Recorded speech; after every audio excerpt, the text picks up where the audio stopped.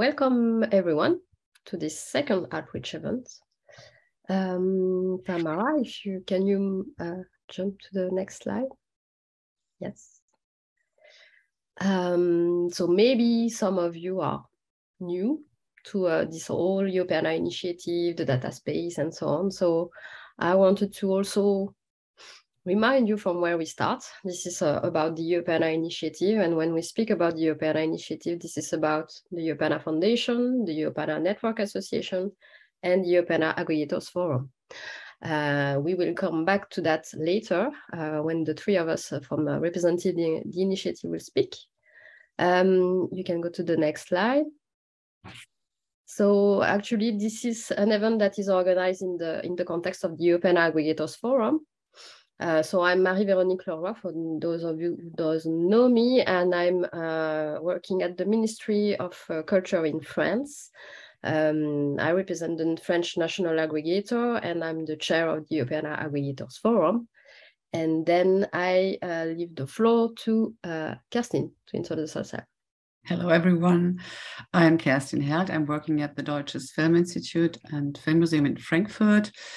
I'm responsible for the European Film Gateway, which is the aggregator for film heritage, AV content, and I am the not so new vice chair of the Aggregators Forum.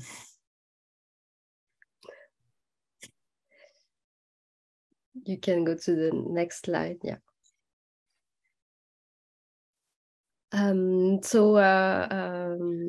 Kerstin, you keep on. Yes, I will. Before we start, go into the real stuff, some housekeeping rules.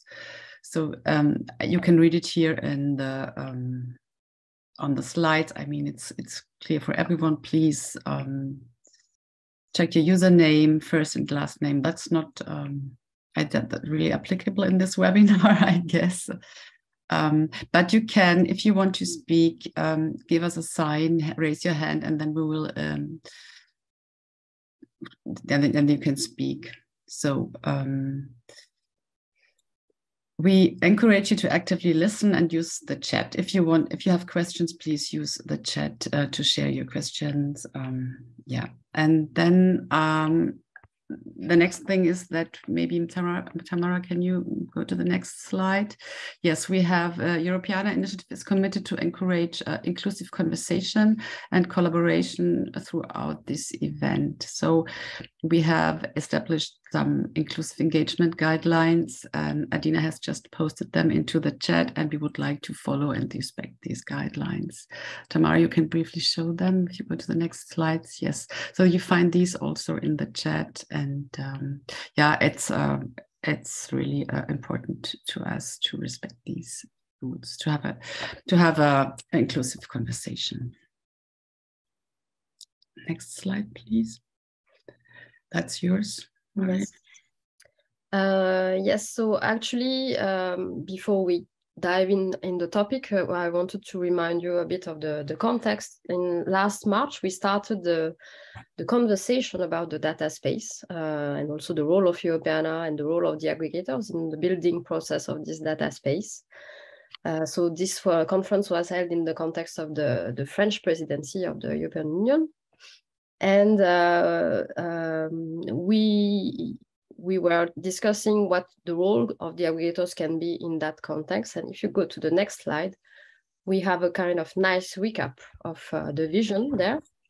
And it's quite, you can really read it as a matrix because you can see it vertically, let's say, with the different layers, with the users, the different silos that we can see, the professionals managing their own data and then sharing it at a European level, and also all the technical challenges there, multilinguality, applying standards, having an infrastructure, but also all the opportunities, working together, bringing together communities, and also having some innovation, AI tools, data enrichment, and so on. And all of this, bringing this together and sharing the data so it can be then reused, shared, and having proper services at the disposal of the citizen. And all of this making connection from the past to the future. So I think this is a kind of nice let's say, roadmap for us for the data space. We started this last year, this year actually. I'm already in 2023, right? And then this is really the idea on how we can move from a digital service infrastructure to a data space. And then this is also where we started, and we felt that we need to continue these conversations because we started this in a presidency event.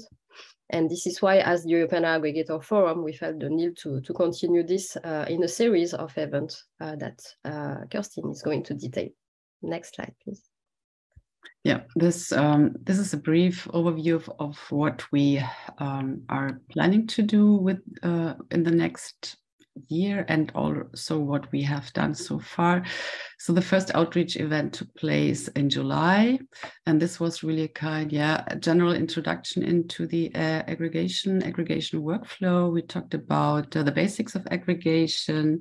We explained the aggregation landscape, the Europeana standards and frameworks, the tools most of the aggregators are using, like Mint.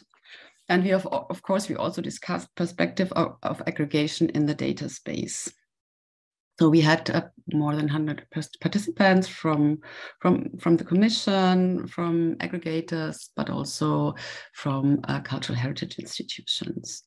And today we will focus on how aggregators collect data, how they maintain their networks, but also in view of the data space, how this data collection can improve, how we can expand our networks, and whether there will be some changes in view of the data space.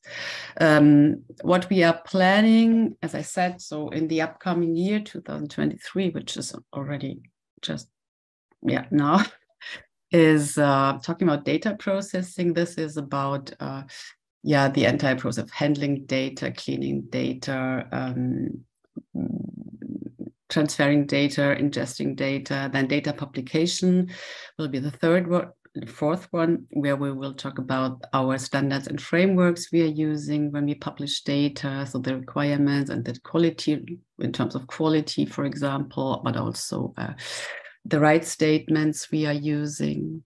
And the last one is then about reuse, data reuse. So, and the structure will be the same. So we will explain and invite aggregators to talk about how they work currently and what might be changing in view of the data space. So that's so for the watch out for what we're doing next year. Next slide, please. So if you have missed our first event, so you can have a look at it, you can play the video which you find on Europeana Pro. It's worthwhile to watch it. Yes, I think we can go to the next slide. That's the agenda for today. So we will have a keynote speech from Rehana Schwenninger-Ladak about the Europeana and the data space. Then an introduction, as Marie-Veronique said. We will present the 3 pillars of the initiative, the foundation, the network, and the aggregators forum. Then we will have a use case from one aggregator explaining more in detail how data are collected and networks are established with data providers. After the break, there will be the first panel about, let's say the status quo, about collecting and maintaining data and networks from past to present. And then in the second panel, we will talk about how we expand networks and collections for the data space. I would like to briefly mention, so if you have questions, you can use the Q&A. You can also flag Adina. And we would like you to take a very small survey after the end of this webinar. That would help us to improve, to have your view on our events and maybe to improve the next ones. So that's, I guess, from my side. Tamara, If you go to the next slide, then it would be my part to introduce you Rihanna Schwininger-Ladak, who is the head of the unit Interactive Technologies, Digital for Cultural and Education at the European Commission at the DG Connect.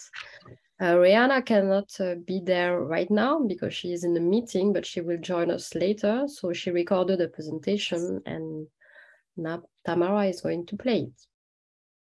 Dear Marie-Véronique, thank you very much for inviting me to the Aggregators Forum. So a warm welcome to all of you.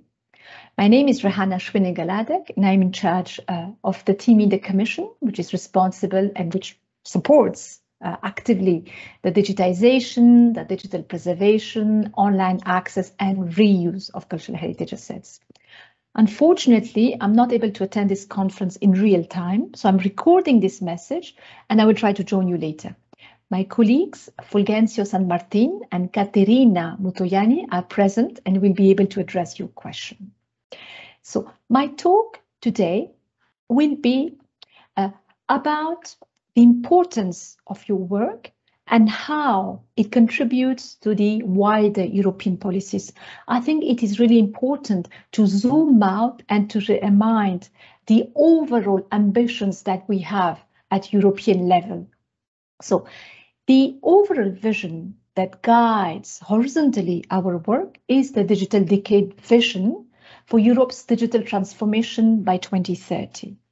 It is where we want to be by then, by 2030, as a digitally sovereign political entity in an interconnected world.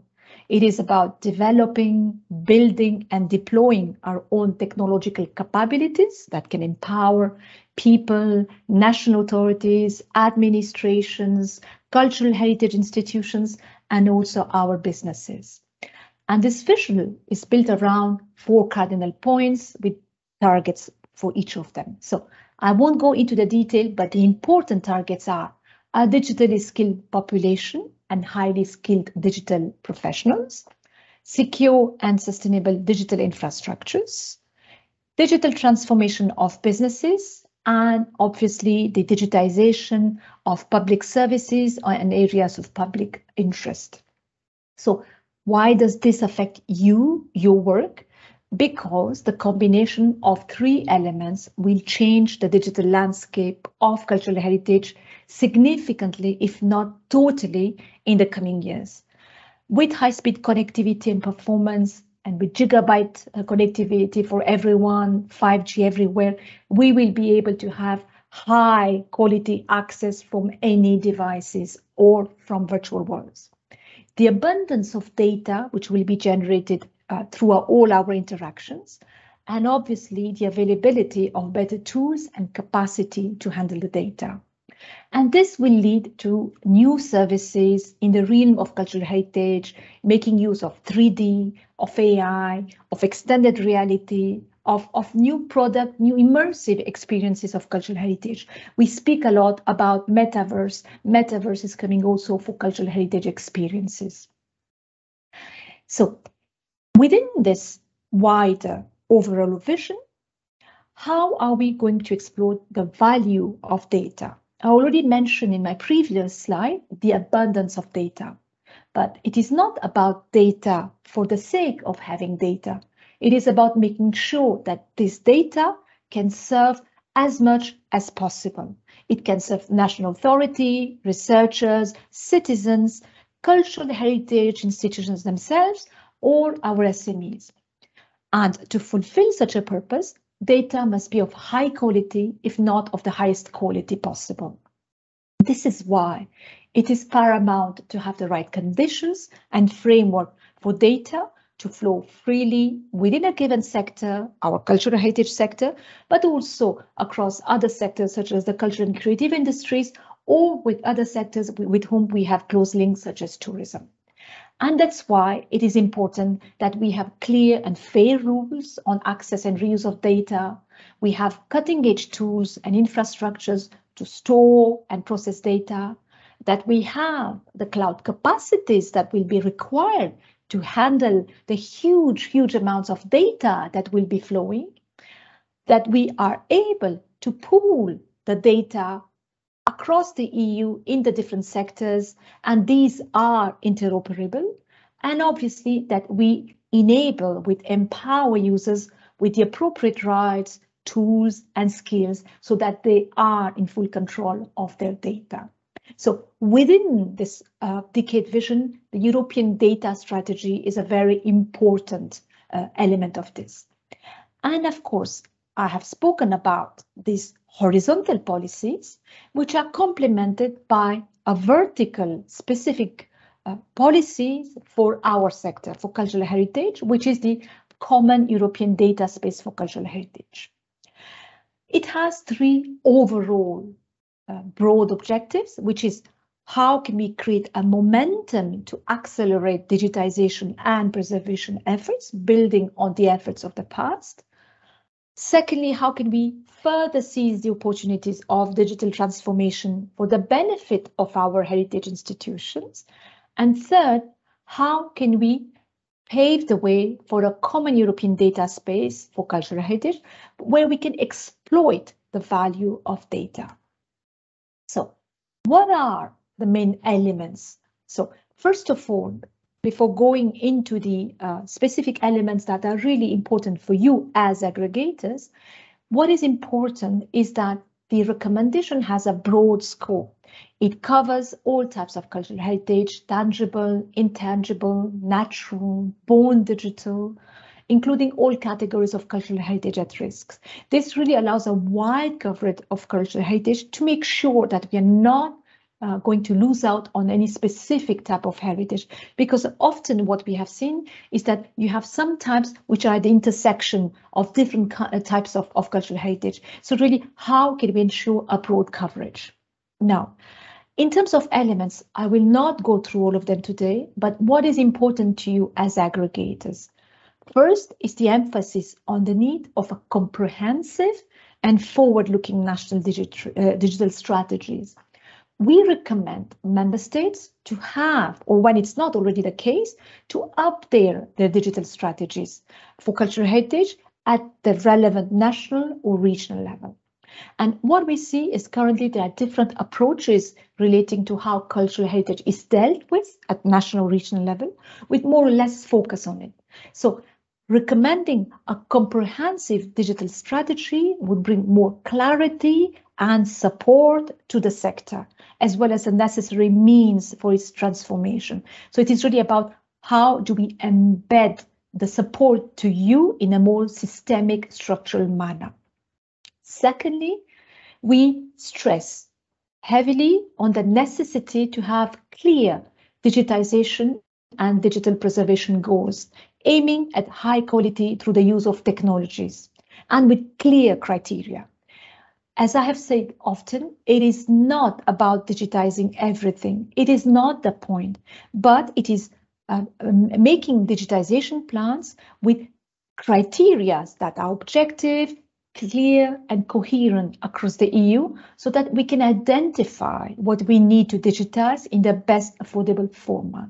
And that's why we propose 3 criteria, such as cultural heritage at risk, the most visited monuments, buildings, and sites, and other digitized categories. And as you can see on the slide, for cultural heritage at risk and for the monuments and sites, we have also quantitative targets that we have set to really, create a momentum on the need to accelerate digitization of these categories. Third, it is about the importance of having well-defined mandates for national and regional aggregators and their crucial role in the value chain of the data space. Aggregators are the key data intermediaries, and in countries where you are well supported and active, we really see the positive difference your contribution brings. You are the backbone of the data space. Through you, we are able to reach out to the thousands of cultural heritage institutions and collectors to gather authentic, trustworthy, and robust data. And then we are able to share it via Europeana so that the data can be reused for various purposes, be it for education, for research, for the research infrastructures, for the creators, for developers, and for the general public. Aggregators are also an important source of expertise, of knowledge on many aspects, such as digitization, content description, metadata mapping, licensing, formats, multilingualism, and domain and subject vocabulary. So what I want to say here is that there cannot be a data space without aggregators, because you are really the fundamental intermediaries between the data space and the cultural heritage institutions. Fourth, in relation to the elements of the recommendation, the data space will build on Europeana, which will be at the core of the endeavor and will grow further from this important basis. And this is why we have recommended targets per member states. These are targets on quantity and quality. So the two go together in the approach that we have in this recommendation. So these were the main elements that I really wanted to share with you for you to keep in mind. Now, in order to implement everything that we are doing, the Commission is supporting actively data spaces, and we have 14 data spaces in key areas that you can see in 14 ecosystems.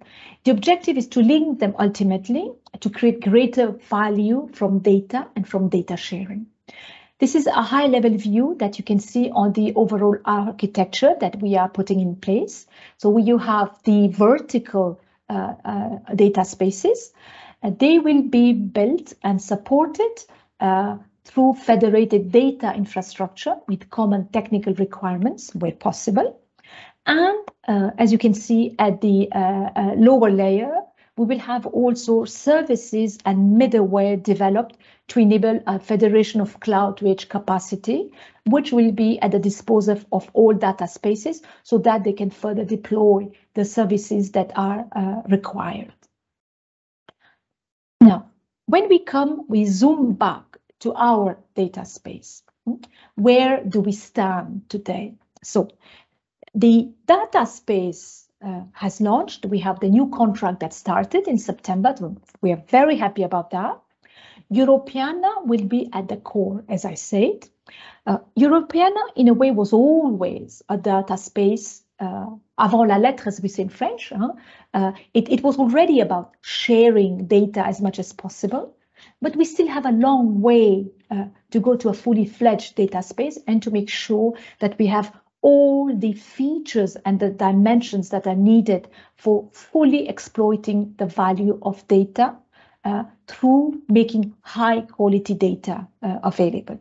First, in terms of governance, where we need to make adjustments and to grow the other governance to include, for instance, the Data Space Common Support Center, to include the other data spaces, and to see how we can integrate the links with the other regional or national data spaces. The data space will also need to see how we can include potential business models, for example, by making reuse of high quality data sets through fees, such as for very sophisticated 3D models of particular cultural heritage assets.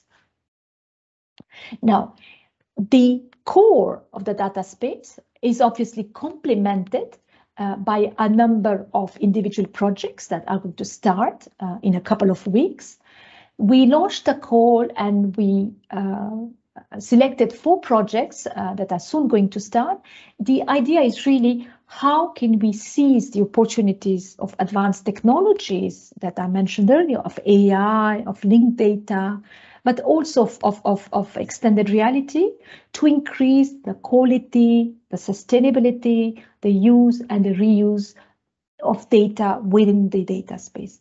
And all these projects, they will enrich the data space, they will contribute to building digital capacity in the cultural sector by collaborating with existing and relevant European, national and regional initiatives and platforms. So they are an additional support for aggregators so that we can reinforce your capabilities. I would also like to mention an important project, our European Competence Centre for Digital Preservation and Conservation. It's the 4CH project, which will finish next year. And it is the objectives of 4CH is to map, research, and contribute to the agenda for the future of cultural heritage. It is also, the objective is also to provide an interdisciplinary expertise in digitization, particularly 3D. And it is also about gathering and recommending best practices, because there are many of them, and we need to identify them, escalate them so that they can be also further shared and reused. And I'm very happy that Europeana and 4CH have established cooperation, because it is important that 4CH can serve the thousands of cultural heritage institutions that are part of our ecosystems. So it is also within this toolbox, it's one more tool that is there at your service. So in conclusion, what I wanted to say at this at the beginning of this gathering is that you aggregators, you are key players, you are key intermediaries in this whole value chain. As I said earlier, there cannot be a data space without aggregators. However, to allow you to do your work, to feel confident and empowered to carry your mission, we need to understand how we can help you and support you. So that's why these conversations like the one today are very important. So please contribute, and we will be very happy to take the lessons on board. So this is what I wanted to tell you in a few words. Thank you for your attention, and have a good morning. Thank you. Thank you, Rihanna. I see that there are already some questions directed to the Commission there. We are right on time, so let's not get any delay. Fulgencio, if you can answer the question in the chat, possibly. Other questions are coming up. I think from what Rihanna mentioned, we can really see that there is a stronger connection from now between the policy aspect, like the digital strategies, and how it translates in the work that the aggregators are actually doing. This is the lesson that we can take from it. Now I would like to call on the stage Harry Verweyen, the General Director from Europeana Foundation, and Rob Davis, so we can speak together as the initiative. Harry, the floor is yours. Yes, thank you, Marie. So yes, my name is Harry, and I lead the Europeana Foundation, and together with Marie and Rob, we represent the Europeana initiative in all its facets. So I just want to give you a very quick recap into the context of operating in a data space. So this is the consortium that is going to be running the core part of setting up, running, and developing the data space. As you can see, large majority of this group are aggregators in one form or another, mostly domain aggregators. And we've also added a couple of new organizations in here who can really help us with the specifics of building a data space and getting more traction on 3D, AI, and so forth. So that's why you see an organization like Time Machine in their inception, who is also part of the 4CH consortium that Rihanna mentioned, and lastly, Capgemini, which also plays a very important role in running the Data Space Support Center. So with this consortium, but mostly with the support of the Commission on the one hand, who's funding and designing policy with the member states experts and the aggregators, that's the group that we need to build the data space of the future. Next slide. just very quickly, you'll see here just a different representation of what you've already heard from Rihanna before. We're operating in the context of an ambition of Europe, the ambition of Europe to be a sovereign, digital sovereign continent when it comes to digital, running on values and principles that, in fact, I think we as aggregators have been working on for the past 15 years. Next year will be the 15th year of Europeana's existence. So that's really why I think there's reason to be excited about data spaces. Next slide. So very often we have conversation, what is a data space and how is that different from what Europeana was before? Europeana already said, perhaps we should see Europeana as a proto data space. We have a lot of the core elements of what data spaces are envisaged to have, but yet I think there is a difference. And I think it's important that we all understand that. So what you see here is the representation of the 14 data spaces that are part of the Digital Europe program. And I think what's cool about it is that data spaces are really designed to support what we call multi-layered ecosystems, such as ours. In other words, we can see this as an antidote, a alternative perhaps to platformization, which is the trend that we've seen in the past couple of years, where data is concentrated in one specific place and therefore controlled in one specific place, value being created in that one specific place. And that has led to a number of interesting things, but also we now see a number of downsides to that. So if data spaces are an alternative to that, what does that mean? It means that down the line, and this is particularly important for you as aggregators, control over the data should really reside much more with the cultural heritage institutions than with a centralized platform.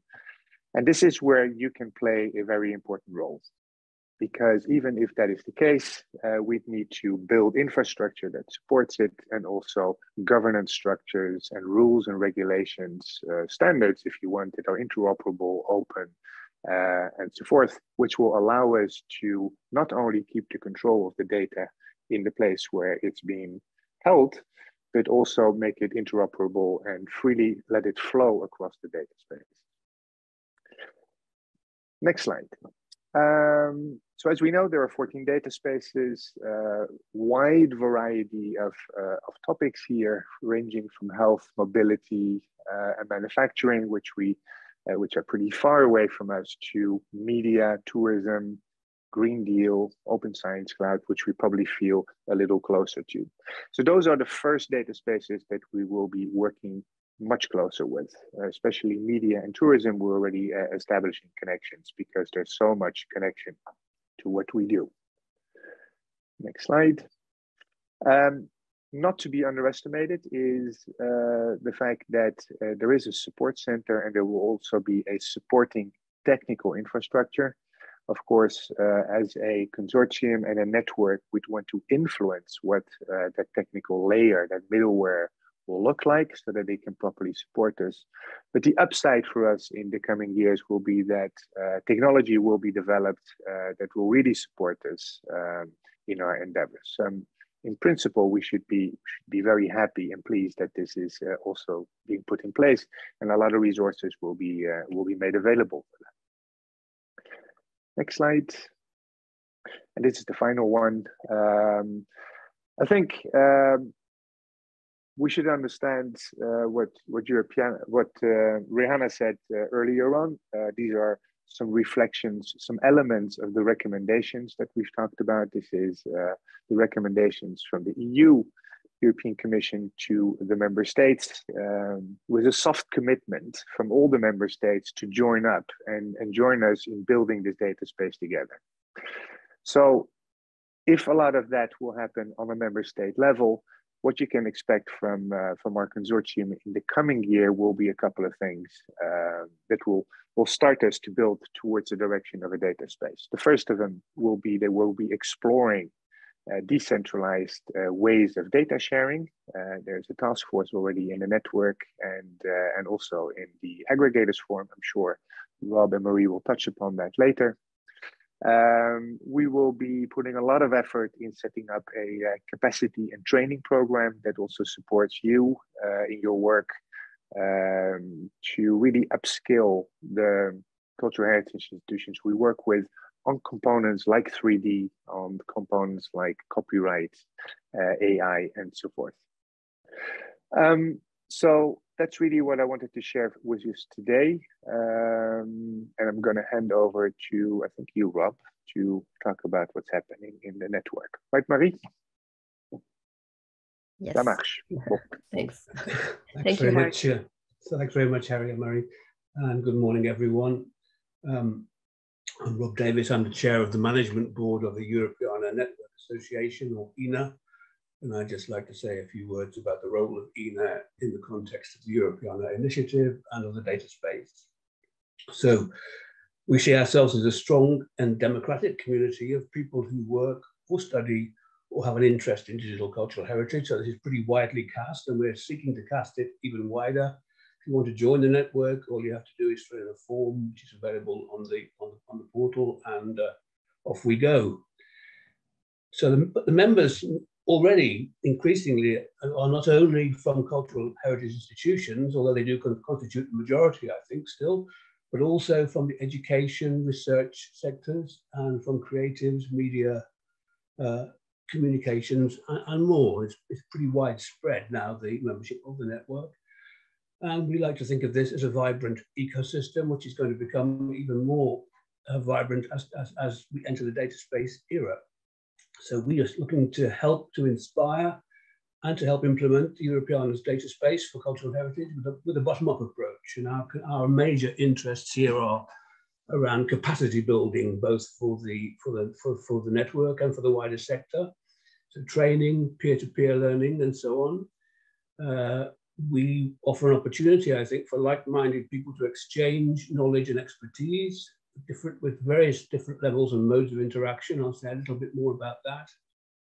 And our future direction, we see a need now to, I think, to enable people to create, members of the network, to create more, to engage more, and to create more impact for themselves and for the data space at country level. And we're very much thinking about how to go about this right now. Could I have the next slide, please? Okay, so this slide is just pictures at the broadest possible level the extent of network participation in the networks of the Europeana initiative, not just the network association. ENA itself now has pushing up towards 4,000 members, and this has doubled over the last 4 years, more or less. There are over 3,000 people not participating in events run by the initiative, not just by the network association, but this is a strong participation in the things that we put on. And there are 40 accredited aggregators who have a part of a family of bringing together content from 4,000 plus initiatives, institutions in their countries. So this is a pretty strong network participation picture. And our goal, I think, as an initiative is to try and make these network activities synergize and cooperate to achieve the best possible impact around the data space implementation. Next slide, please. This is an old slide with a couple of errors, but I will use it in any case. This is about how we govern ourselves. We have a management board with 6 people, which is elected by a members' council, currently with 36 people, and that members' council is elected by the entire network association membership, which, as I say, is just short of 4,000 members now, not 3,100. We run various mechanisms as part of the activities of the network. One of them is on the left-hand side there. You see all those are task forces who have a specific goal to achieve something, to achieve a result, which feeds into the picture strongly. There's an important one currently in the context of the data space around linked data, which Harry mentioned earlier. And then we also have longer term working groups, which are looking at perhaps wider ranging problems, one of which Rihanna mentioned, which is around data quality, and how we can engage our membership, EAF, and so on. And these, as I say, are longer lasting without fixed duration activities, which, however, try to produce concrete results too. Could I have the next slide? Sorry, just before I go to the next one. Well, okay, that's okay. Go to it. You see here 6 communities at the bottom. In fact, there are now 7 communities because we've just added a 7th community, which is around climate action.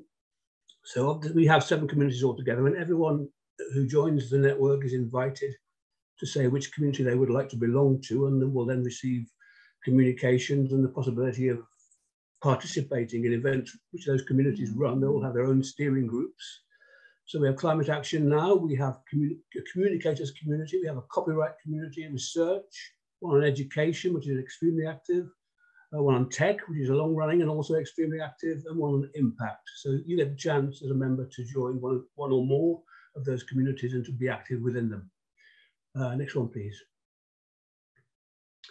And as you see, the community membership now ranges from 2,500 or so who are members of the biggest one, the research community, comparable number involved with education. Climate change as yet is a new thing, and we only have a relatively small number of people in that, but copyright is about 1,500, the rest in between that. So there's a reasonably good spread there of participation in the different communities which ENA runs. Next, please. So our current priorities as a network for 2022 are really now more and more strongly related to capacity building within the data space initiative and digital transformation. We want to do more to harness the potential of individual ENA members and their expertise, in the process of which we need to find out a bit more about what expertise is within the network. We focus on diversity and inclusion, and especially now, I think, on collaboration within the initiative with the foundation and the aggregators forum, as well as wider networks. There are overlaps and synergies to be had, especially I think with the aggregators forum. Our membership is, in some cases, some of the same people who are working for cultural heritage institutions, which contribute to their national and regional aggregator. We don't think this is a bad thing. It's an opportunity to as I say, to capitalize on various synergies. And this collaboration and cooperation now is at the very center of what we as a network are trying to do. We want to be transparent, accountable, and democratic. And we also want to now look at what the best mechanisms are for us, particularly in the context of doing more at country level for delivering our strategies. We have made 4 important inputs, I think, areas of input to the data space contract implementation plan around promoting close cooperation, as I've just said, about seeking to engage younger and more diverse participation in the network, around building capacity, but specifically now I think we'll be looking at capacity to support reuse of high quality data, and also around the around a climate-proof data space, the climate action issue. In this, we will engage with our communities to try to get them to help deliver these inputs to the implementation plan. And we're right now in the process of working through the implementation plan in the context of the initiative with our colleagues in the forum and the foundation. Next, please. Okay, this is my last slide, and this really is just to show what I've just said, that our strong goal now is around capacity building in the network and the wider sector, and in this to work together and to complement and to get the best value out of what each of us, the 3 pillars, the association, the foundation, and the forum, can contribute. Thank you very much. Thank you very much, Rob. We can go to the next slide, and now some words about the aggregator forum. So maybe first a start or an attempt to a definition. What is an aggregator? Because this is something that is kind of, we expect all of you to understand it, but maybe this is not that obvious actually. By aggregator, we mean really an intermediary between the cultural heritage institutions and Europeana, and now the data space as well. We are expected to play a role as an expert hub for the cultural heritage institutions to gather authentic, trustworthy, and robust data and help them to make it accessible to Europeana. An aggregator is also a technical infrastructure and a service provider, but what is important is that that's not the only role that we have, actually. This is part of the service and the competence that we have. And we are also agent for digital transformation with all the work on capacity building. Ron mentioned it earlier also, all the best practices for the aggregation and for data sharing. And we are advocate for digital cultural heritage because sometimes institutions have all this amount of data and they are sometimes they feel that it's not relevant or not good enough to be shared. In a way, as aggregator, this is also a role to kind of give the proper support to help the institution to publish their data. So the European Aggregators Forum, it's a network of accredited aggregators, and actually we can have national, domain, thematic, and regional aggregators. So you have seen in the questions in the chat that there are this distinction between all the policy aspect that is more for targeting the national aggregators. There are all this impulse from the Commission for the member states to build these national aggregators. But these national aggregators are also collaborating and working together with domain and thematic aggregators. And this is the community that we are trying to build in the European Aggregators Forum. This is one of the important aspects that I want to highlight here. You can go to the next slide, please. So this was the case because we celebrated 10 years of the European Aggregators Forum. So you can see how important it is because, yeah, the European initiative is about to be 15 years old and the Aggregators Forum is 10 years old. So you can see the importance of the aggregators in the initiative. You can go to the next slide, please. I will go very quickly through these slides. We will be able to have access to it later on. But the steering group, which is myself as a chair, but also Kerstin Held from representing the EFG aggregator. So we are basically making the connection with the aggregators. We are preparing and organizing the forum that happens twice a year. And we kind of communicate all the relevant information to our members via Basecamp. And we also initiate and participate to working groups and task forces. You can go to the next slide. So it was already mentioned by Harry and Rob. We really tend to work together with as an initiative together with the foundation and with ENA.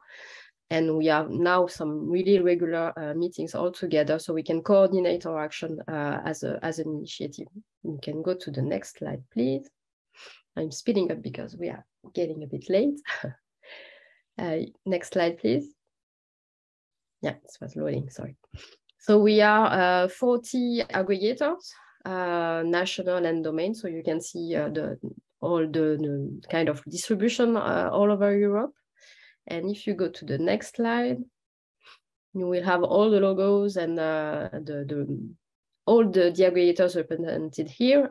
We have some kind of 8 to 9 new aggregators in the pipe to be accredited next year.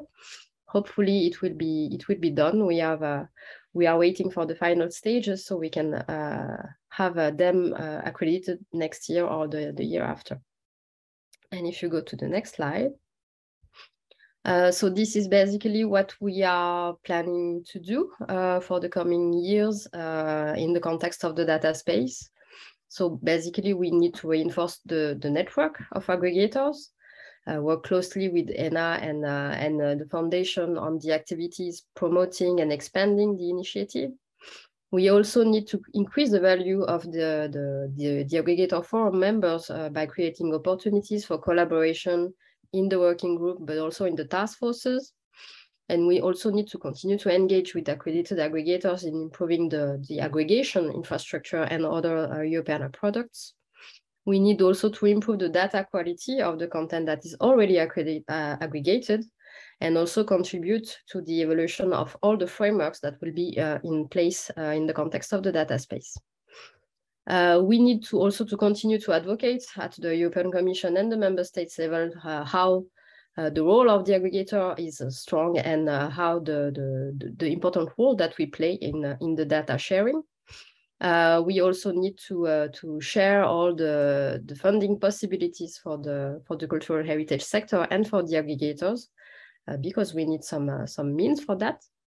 And we will also continue to support the aggregators, the cultural heritage institutions, and the data partners in their digital transition together in the capacity building that is launched by the initiative. The idea is also, and the challenge actually, is also to bring together, at least closer, all the European and member state policies and digital strategies closer to the aggregators, because this is something that's evolving kind of with a gap. So the idea is to reduce this gap.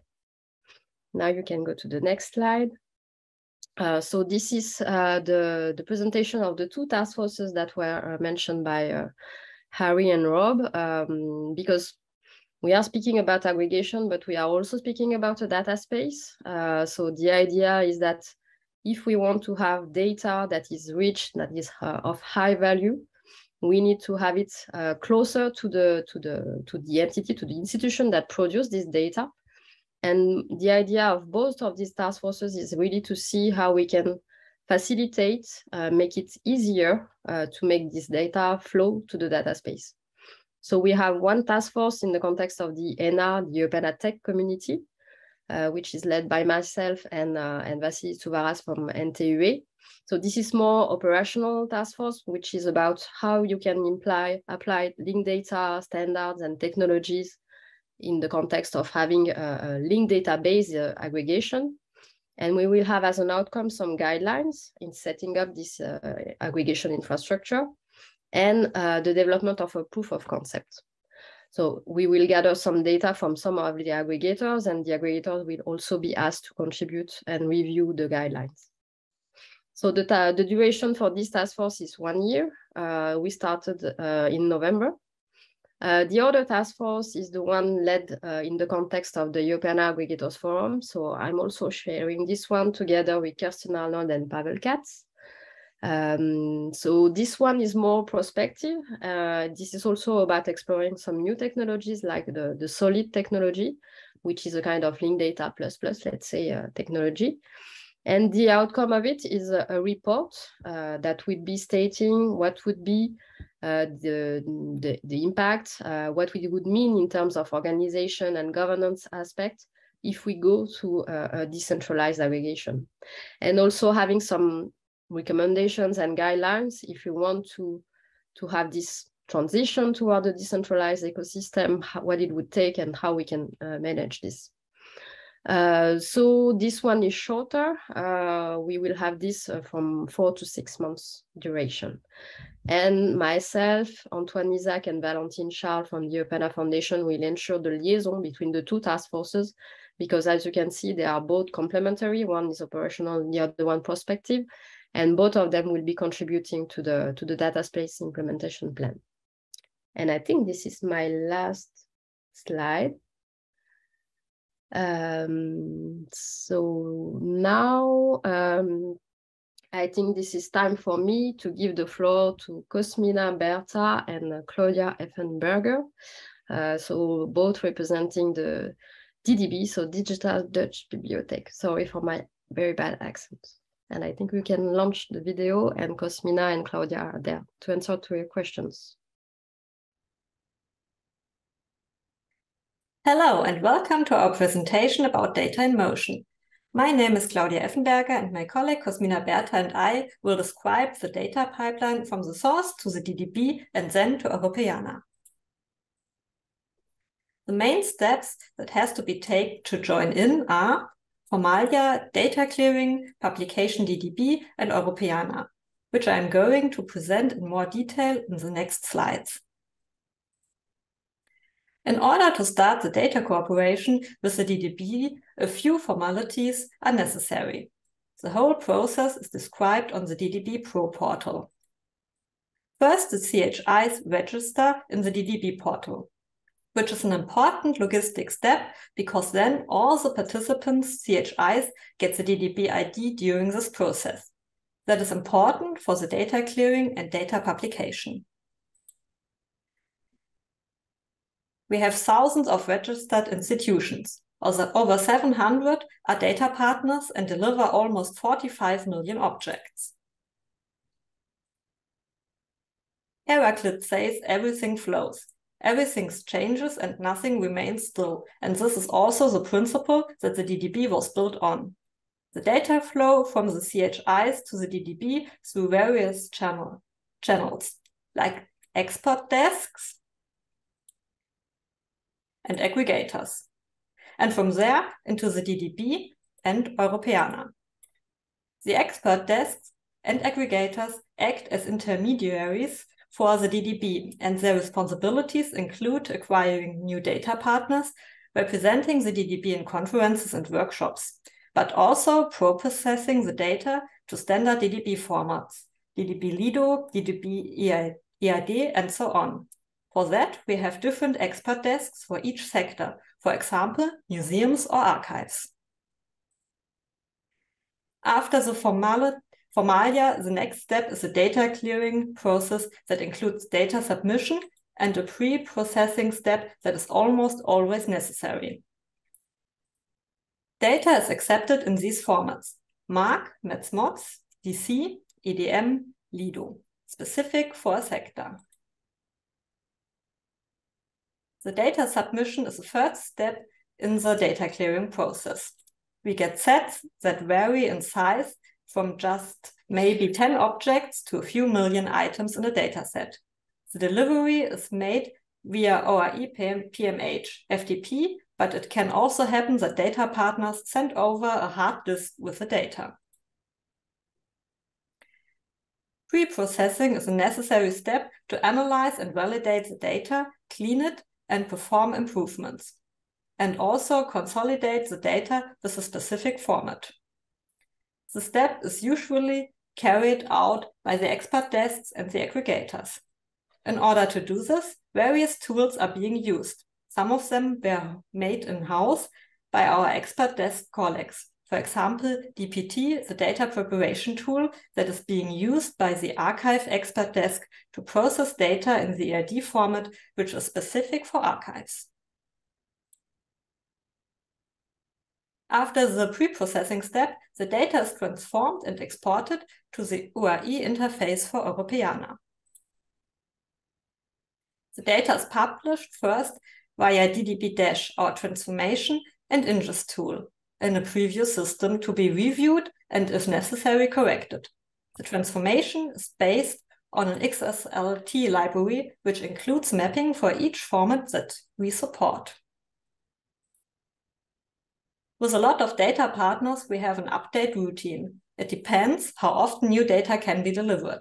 Some get updates every 3 months, other twice a year or once a year. But sometimes it is more difficult. For example, if the contact person is not longer working at the institution because of a job change or retirement. If there's no new contact person, we don't get updates. Or if the data was a result of a project, then we get the data one time and no updates. Especially in project, it often happens that links are no longer valid and we have no possibility to update the data. For Europeana, the data is exported to an ORE PMH interface ready to be picked up by Europeana. But before that, the data is reviewed by us in the Europeana Metis system to be corrected if necessary. And if all is okay, we give the okay to Europeana to publish in the Europeana portal. We deliver data to Europeana regularly. It's about 4.4 million items, and it's getting more. And now Cosmina will continue. So this picture is called Oak Tree in the Storm because I think sometimes a bit of dramatic helps, or maybe a stronger visualization. And with that, I would like to describe some of the factors that define us as aggregators. First, heterogeneity. One of the main characteristics of the DDB is heterogeneity. We have heterogeneous data partners, and a heterogeneous audience. This is what makes us colorful and interesting, but it also is a massive challenge. It's the biggest challenge we have to confront, I have to say, or this is my opinion. because the data has to be brought to one or more standards to be able to flow through the channels, to be published, to be improved and reused while going through all the processes and transformation, while trying not to diminish the quality of the data. Change. So as we saw from the DDB use case, everything flows, everything is in motion like water. And as we all know, in order to keep water clean, we have to process it, we have to clean it, we have to bring it to standards, and ideally also improve its quality. This is, of course, also the case with the data. You can see I like metaphors. Things keep changing around us. Technologies, policies, requirements, standards. So in a world of heterogeneity and change, what helps? A robust network of aggregators and thematic experts are some of the DDB's strengths. They're organized by sector, museums, archives, libraries, and so on. And being part of the respective community and speaking their language helps very much. Maintaining a culture of resilience, of flexibility, creativity, and passion is something that we try to do. And logistics. By logistics, I mean optimizing processes using tools like pre-processing tools, which are very important in our work. And as Claudia showed, there's a plethora of tools being used in the DDB. This challenge goes hand in hand with the data heterogeneity challenge, and we try to address them in a concerted way. This process of trying to optimize logistics, address diversity or heterogeneity while being confronted with change is not always easy or fast. So we would like to thank you for your attention, and we look forward to the panel discussion. We are a bit on delay, let's say, with the program. But I would like to take 5 minutes to address the questions that were mentioned in the chat. So if we can unmute Kerstin Arnold, Fulgencio, and Katerina, maybe. So you can be vocal about the questions that you addressed in the chat, so we can have a proper discussion, because I think this is important. I had two questions based on the presentation that Rihanna gave at the very beginning. One question was with regard to the role that domain and thematic aggregators play in the data space, because when we hear about it and when there are presentations, there's quite a big focus on the national levels. And I think the domain and thematic aggregators somehow fall off the table sometimes, at least from the communication side and the way that things are presented.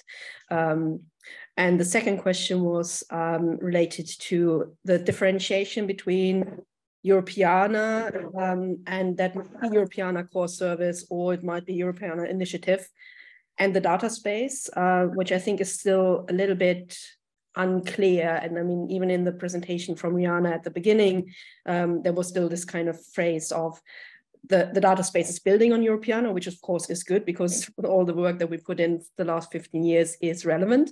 But I think there still is also the underlying message in there that essentially kind of the data space is only an extension to what Europeana currently is. And I think it can be much more.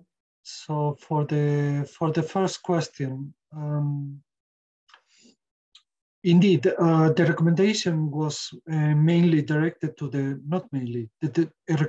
a recommendation can only be directed to member states. That is something that we cannot change. And in general, the cultural heritage unit, the Digital for Cultural Heritage unit, we are in charge by the member states. Now, the policies of the Commission, they have also this part, which is cross-border, in order to fund the programs. And that is why the core part is the delegation that we have from the member states, and therefore we do it as it is, and it has 7 million for the 7 million per year for the core services, so-called core services, so the foundation, and the cross-border projects like the thematic and the domain aggregators. Those are getting along with other projects, 4 million per year so far. And those are funded via the programs and not via the same way, not via the core. And actually, if I remember well, Katerina can correct me, but the thematic aggregators were projects at the beginning, and they were supposed to fund themselves. We know that is not always possible or feasible, but that was the theory, and that was the objective at the beginning. And we are still funding them when they appear in the projects, in the funding of the programs. That is what we have. We reach to as much as we can. But if you compare the 7 million of the core and the 4 million of the projects, I would say that the core is underfunded. I mean, maybe just to react before you go to the second question, I don't think my point was so much about funding, but it's more about the communication side of things. So I think I already gave you. I told you you're right. So yeah. We are with the recommendation. We are at the policy level, and at the policy level, we should say about the national aggregators. Point taken. Thematic and domain aggregators are important for us as well. And cross-border by definition, we love that at the Commission. And there we will continue with that. Point taken, we will talk more about you in the upcoming future. Absolutely. And Katerina wanted to talk, please. No, I think I think that's clarified. I mean, no, I don't need to. Do you want to take the second question? I would just, yeah, okay. So the second question was about, sorry, Kerstin, can you repeat the second question? Yeah, so the second question was more about kind of the differentiation between Europeana and the data space, and how we see the evolution from one to the other, so to say. Yes. So absolutely. So now we have moved to the data space for cultural heritage, right?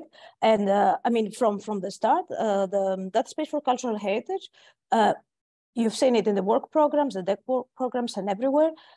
They are the data space is building on the European digital services infrastructure and further developing, expanding and further developing to transition to the data space for cultural heritage. I mean, that has been always the discussion, right?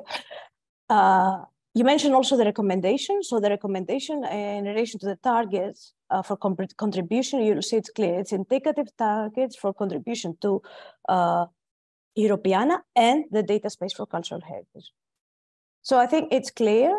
The digital, when you talk about, I mean, we stress now all the more the importance of specifying when we talk about Europeana, what we mean.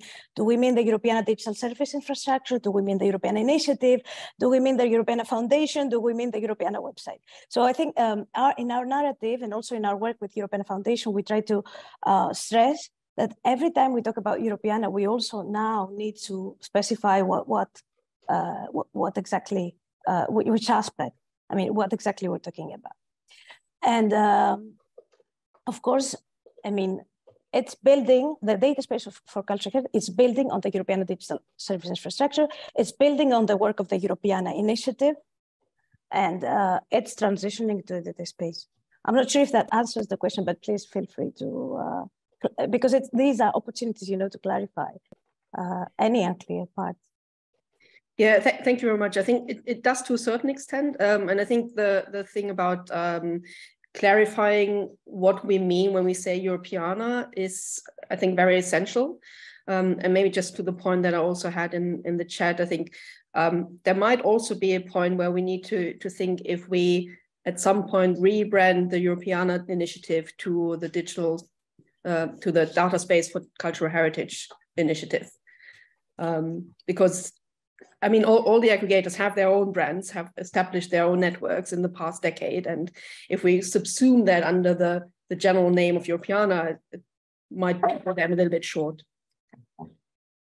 Yeah, I mean, the idea, and in the contract of the data space for cultural heritage, it's clear that work needs to be done in collaboration with the community for all the new elements that will be introduced. So I think this is a discussion that can be taken further under the data space for cultural heritage, and it's up to the community, you know, to refine these things. So that would be my answer to that.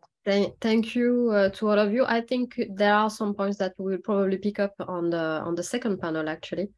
But I just wanted to add in relation to the recommendation, because there was another question about the motivation behind adding the most visited monuments, buildings and sites to our priorities, to the priorities in the recommendation. And it's, well, of course, it's all about preservation, but for those specific most visited monuments and sites, we believe that they offer opportunities for broader access to the general public, and also for studying, and also for immersive experiences, for exploitation, further exploitation, and so on. So there are three different categories: cultural heritage at risk, and then of course it's up to the member state to define how risk is perceived in their member state. Then we have the most visited cultural heritage monuments, buildings and sites. And in that sense, we think that these are the sites that, well, in addition to being heavily visited and the degradation that can happen due to that, it's also about allowing remote access to them. For the third category is they're under digitized. And the third, exactly. And then again, it's up to member states to define the categories which they think that they're underrepresented, and they would like to put more investments on this. So yeah, I know it's not easy, and there are there have been questions, and I think these are good opportunities to clarify everything. So thank you very much for giving us the time, the additional time. I think this is also mainly the main challenge that we face, actually, because this is very convenient because I'm the chair of the aggregators. I'm also representing the ministry in the CDC group. My mandate will end in 2024. So the idea is also that we can have this kind of discussion with also all the aggregators and also the institutions, because we cannot have things that are discussed, you know, in one circle and then it doesn't go down till the one that are actually doing the work. So this is also why we wanted really to have to let the floor also to you so we can have these discussions. And actually, I think this is very important that we also in the way the member state will apply the recommendation, or try to apply it, because it's not going to be easy. We also consider the connection with the domain and thematic aggregators, because they feel left out, but certainly the national aggregator can also rely on them to achieve and fulfill the targets that are mentioned in the recommendation. Absolutely. Yes. Thank you, Veronique. Let's not go too late now. If you agree, we are going to go directly with the first panel. The panel which is more about the current situation, let's say, about how we collect and maintain the data from past to present, actually, and how we can ensure that the quality of the data is well maintained, and how we manage to get the quality, the data up to date also in the current context. And for that, I will call on stage Marzia Piccinino from the Museu aggregator for museums, Jelena Bilic from eCultura, a national aggregator for Croatia, Henk Alkemade for Carrare, the domain aggregator for archaeology, and Cosmina Berta from DDB, who will animate the discussion. Thank you.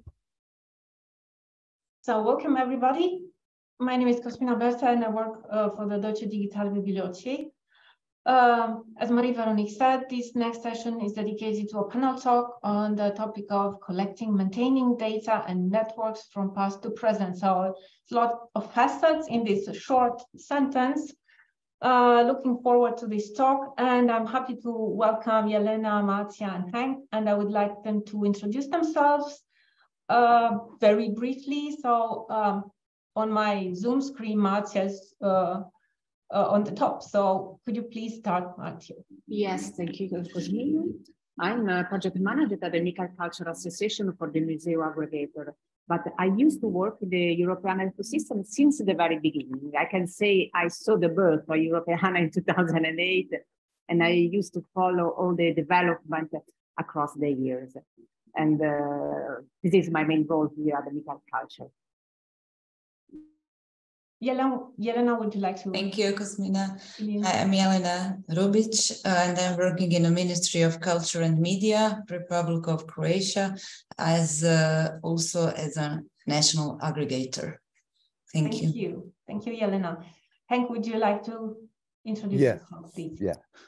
Thank you, Cosmina. Good morning, everyone. My name is Henk Alkemade. I'm a board member of Carrare, which is a domain aggregator especially for architecture and archaeology. So that's why I'm here. Thank you very much, everybody. Lots of aspects covered here by this nice group of aggregators that we have here today.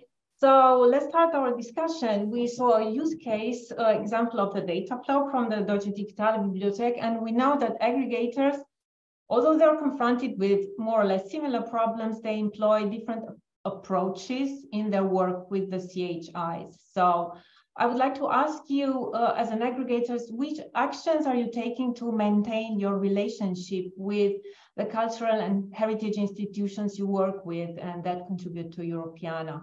So let's start from the end now. Henk, would you like to? Yeah. Carrare is a membership association, so we have members, and we stay in regular contact with our members because we send out a monthly newsletter, for instance, to all our members and data partners. We organize webinars, we have an annual meeting, and we make good use of social media like, Twitter, Facebook, LinkedIn. Well, you know all the rest. So we share and exchange our experiences but also news in our diverse network. And this is how we keep in contact with everyone, our data partners and the members. They're not exactly the same group. Not all data partners are members and not all members are data partners, but we reach them all in this way. So very nice active partnerships there with a lot of forget-me-not activities. Yes. Every week, every month we send out something. Yeah. So Jelena, would you like to describe your maintenance activities? Yes. Well, we start a big project, a huge infrastructural natural project, what involve and aggregator, but also the other stuff and tools and infrastructure for cultural heritage. So in that project, we are having a partner. This is like each community had a really strong partner which present the best in digital field, in museum community, archive community, library community, and audiovisual material. So through the partner, they are like key helpers in communication with the cultural institutions, but also we are communicate and we are cooperating on different levels.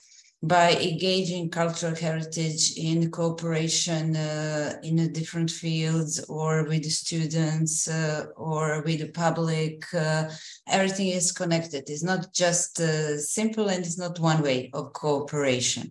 And we are a small community, let's say small for a small country. And so we are really well connected and we know each other's.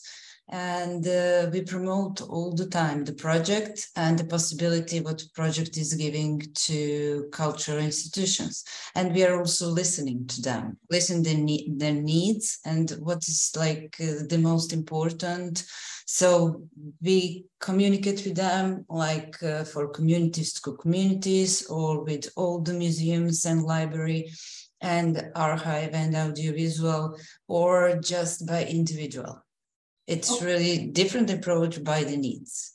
Yeah, well, I can see that they use community ambassadors more or less to talk to the different communities, but also the CHIs are involved, and it's not unidirectional. Yeah, yeah, it's more, yeah, it's more professionals than ambassadors. Thank you. Okay. Thank you, Jelena. Marcia, would you like to tell us about your strategy? Yes, of course. As Carrare, we are too a membership association. The Nickel Culture is a membership association that was born to take the heritage of different projects on digital cultural heritage. We deal with digital cultural heritage as a voluntary aggregation for the European. We usually meet online with in meetings only for members association, but we spread the information about the new services, about the new projects, new technical requirements via our social media and via newsletter. We also are used to organize webinars for our community, webinars that deal with the aggregation process, of course, but also with the digital cultural heritage as a whole. For instance, last year we discussed a lot about digital sobriety for grants, how not to produce, overproduce digital data, or we explain them how to use Wikidata for the enrichment of their records, and of course of Europeana, or also how to map an EDM or using Excel file, because we are also used to work with very small cultural heritage institutions. We applied to the Faro Convention maybe before the Faro Convention was done. Then we have several tools to deal with them always online. Oh, that's very interesting to see. So it's not like in any relationship, you maintain the relationship, but you look for ways to strengthen the relationship as well. So let's dive a bit more deeply into the aggregators' data activities. And as we saw in the example with the water, the metaphor, the water is channeled to the pipelines, but also we try to improve its quality. So please tell us about the updates or the additions to the already published data. We see this as a challenge. So you have the data. How do you add to it? How do you improve it? How do you approach this aspect? So let's start with Jelena. Okay, well, first we do have a framework. And in that framework, we said what data and what quality of data the system needs to establish. So the institutions can send only high quality data into the systems. And we put some rules.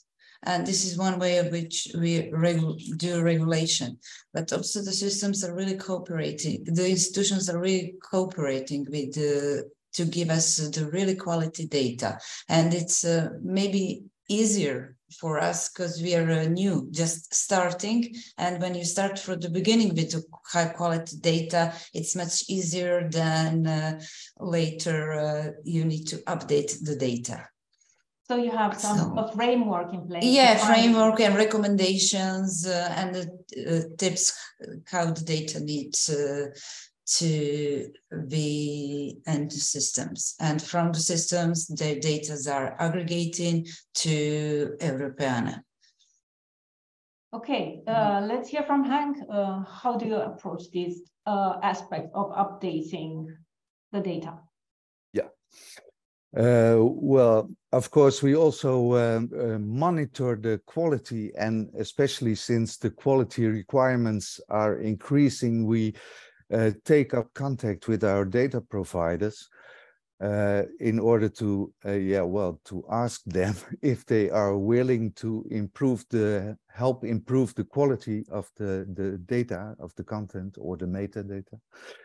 And well, they often are very willing to do so, but they are restricted with time, with budget, staff experience, and so on. That's really a challenge to make them progress in that way.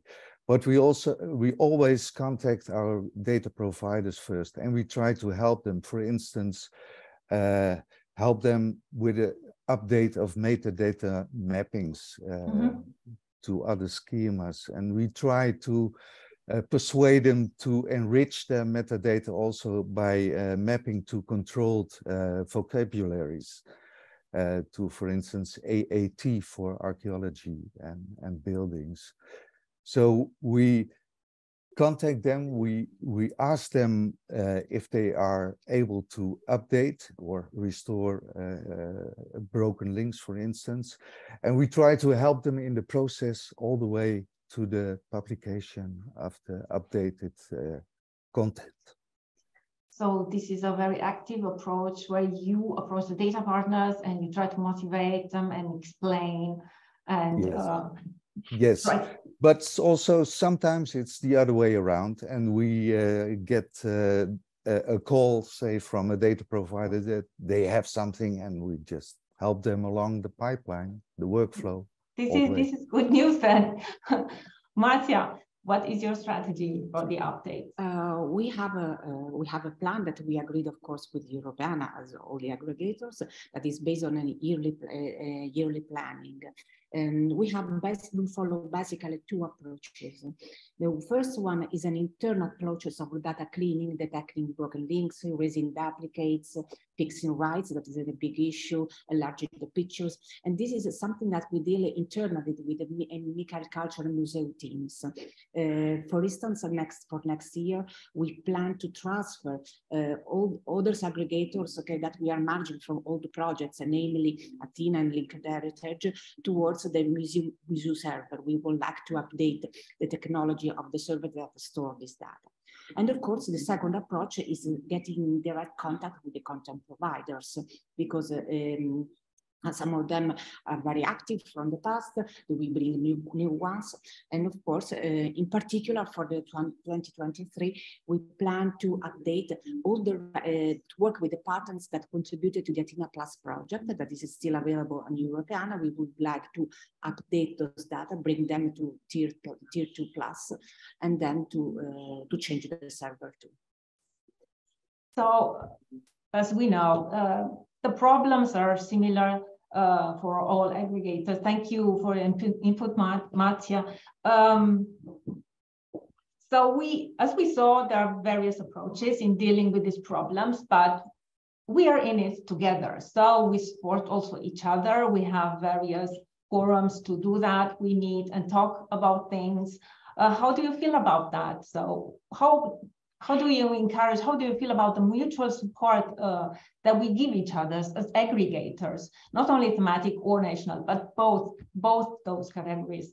And how do we use the synergy that is born out of this contact? Would like to start? Let's start with Hen.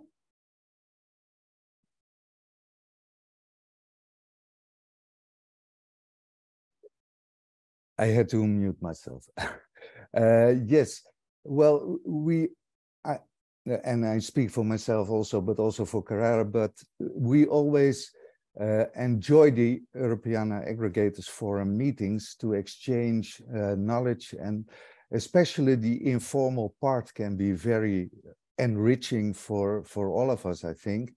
And we try to cooperate also in a more formal way in the working groups. It's good to exchange views, but it's also timely. It costs time, and it costs attention.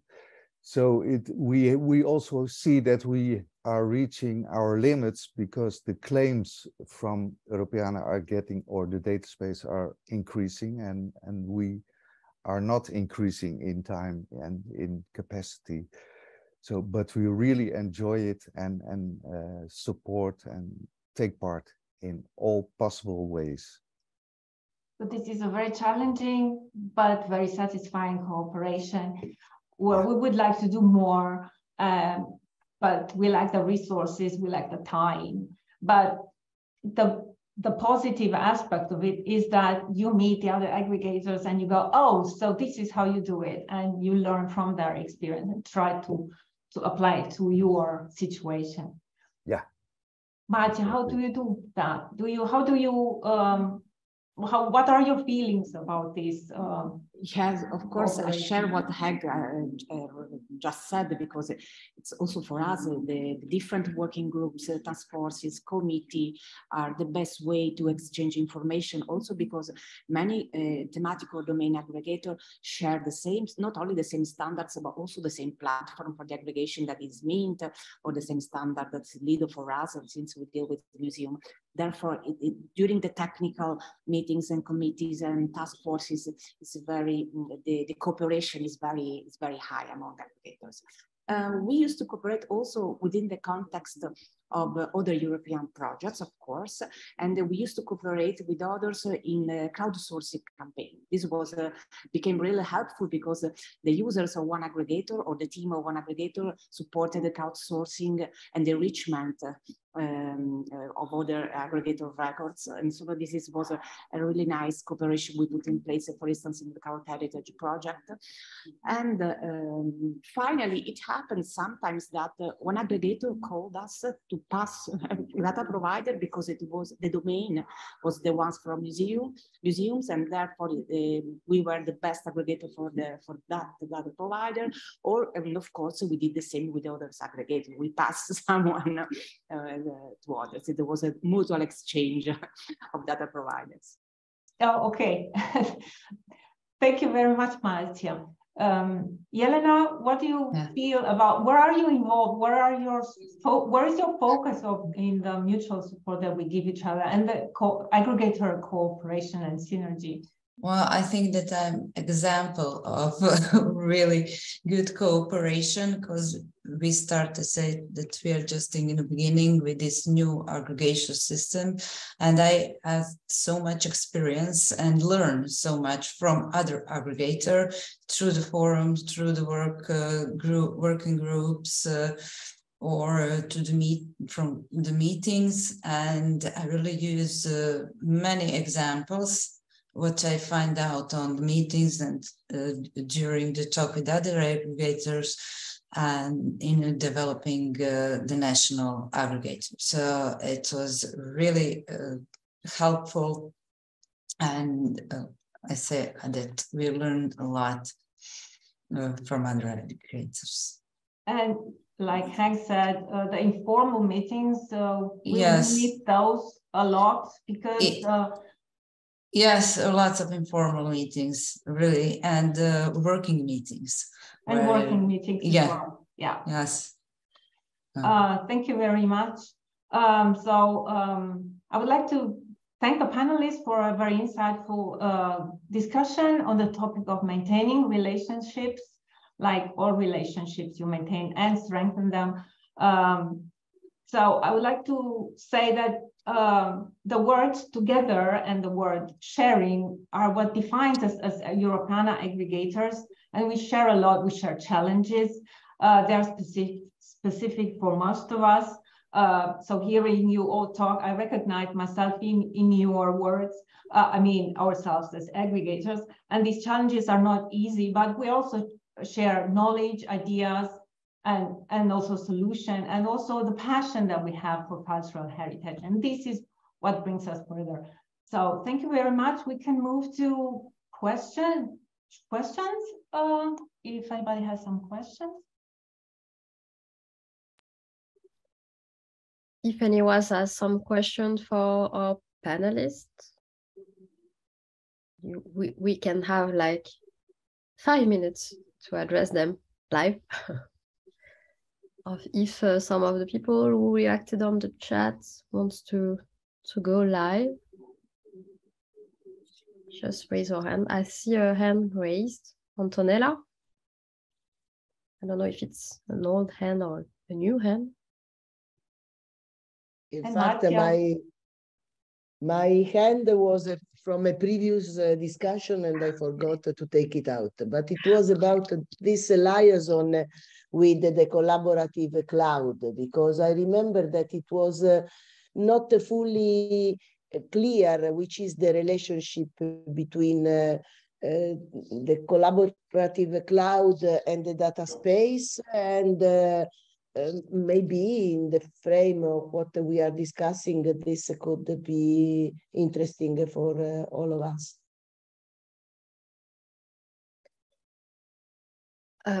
Katerina? I can take the question, and I think it's a very, very complex question, and within the limited time and possibly scope of this workshop, perhaps we cannot fully address it, but I would like to maybe say a couple of things that hopefully clarify. So the European Collaborative Cloud for Cultural Heritage is a new initiative led by DG RTD in the European Commission that will set up this collaboration space together with tools, giving cultural heritage professionals and heritage scientists and other professionals the opportunity to use tools to collaborate, to digitize, enhance metadata, study digitized objects and so on, using a set of tools on this collaborative space. So this is a new initiative that will be funded through the Horizon Europe program and will be formally the calls will be formally launched in the next work program, which will be out in January, if I'm not mistaken, and we'll continue with calls in the in 2 more work programs, so 2024 and 2025. So what we are working closely, so DG Connect is working closely with DG RTD in order to see how those 2 initiatives sit next to each other and complement each other. This is an ongoing process, and it's as we go, I think we understand more and more what shape and directions this can take. Overall, I mean, what we see, and we've had discussions in the latest meeting of the expert group, the CEDCH expert group with member state representatives, to see how we can figure out the possible synergies and complementarities. And the idea would be that those tools would be used by professionals to create new content. And then what we were hoping to see is that this new content, or part of it, could also be shared in the data space for cultural heritage for further reuse, to allow further reuse. So this is very, very roughly how we see the synergies between the 2 initiatives. And what we're trying, together with the GRTD, what we're trying to address at the moment is that there's no duplication of effort, no competing initiatives, and no confusion for institutions asking, oh, so what am I supposed to do now? Put my content in the data space, put my content in the cloud, what to do? So we're trying to make sure that these are complementary initiatives and not competing. May I ask a question if we have 2 minutes? I know I'm a co-organizer of this meeting, but since you are here, I would like to ask the question that it seems that both in the recommendation and the upcoming cloud, there is a strong focus on monuments, 3D objects. What about all the other media types, like a film, audiovisual heritage, which is still very underrepresented in Europeana, where a small part has been digitized? How do they fit in? Yeah. Will so they be... let's start with the recommendation, which is also something that we are dealing with and we are in charge of. So we get the question often, and I think it's good to get it because we have the opportunity to clarify. In the 3rd bullet point, which I have to admit, it was not in the slides, and it should be always in the slides. It's the underrepresented types of cultural heritage. So there, it could be anything. that the member state considers underrepresented. And audiovisual heritage, of course, yes, it is one of those such types, but there are others. And it's where, you know, member states, again, are the ones to define what is underrepresented, and they would like to invest in digitizing. And I think there we should also stress, indeed, to member states that indeed it is something that they should not overlook. Okay, so for the cloud, although it's not, as I said, I mean, it is an initiative led by the GRTD, and it was originally meant to serve museums, but then later was expanded to include a broader cultural heritage, more broadly the cultural heritage institutions. It's true that at the moment, the intangible heritage, born digital heritage is not, let's say, explicitly mentioned, perhaps also the digital heritage. But it's a useful input. And I think in our collaboration with the GRTD, we will try to pass this message as well to see whether in the future work program, this could be more explicitly, let's say, or taken into account. Thank you, Katerina, for clarifying. I hope it has helped a little bit. Yes. Thank you very I've much. been quite vocal on it also. I think it's not just about the overlapping, at least the flow of data or going to one initiative or to the other. It's also all about the governance. So there is the data governance that will be managed in the context of the contract with the Europeana initiative, but there is also the governance of the data space. As we see, Europeana is part of it, but it's not all of it.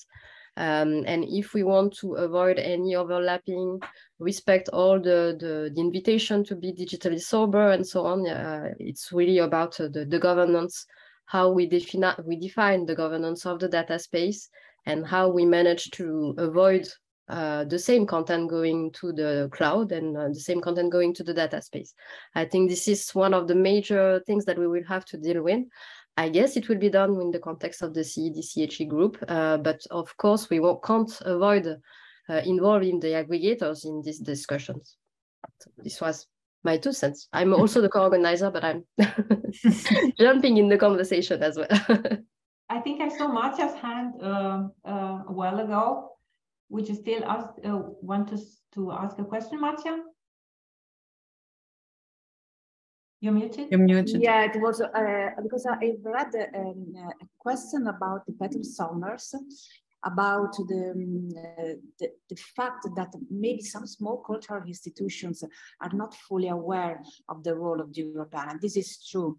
And we put a lot of effort in explaining the benefits of being part of a larger community in terms, of course, of participation, single participation, but also for sharing data.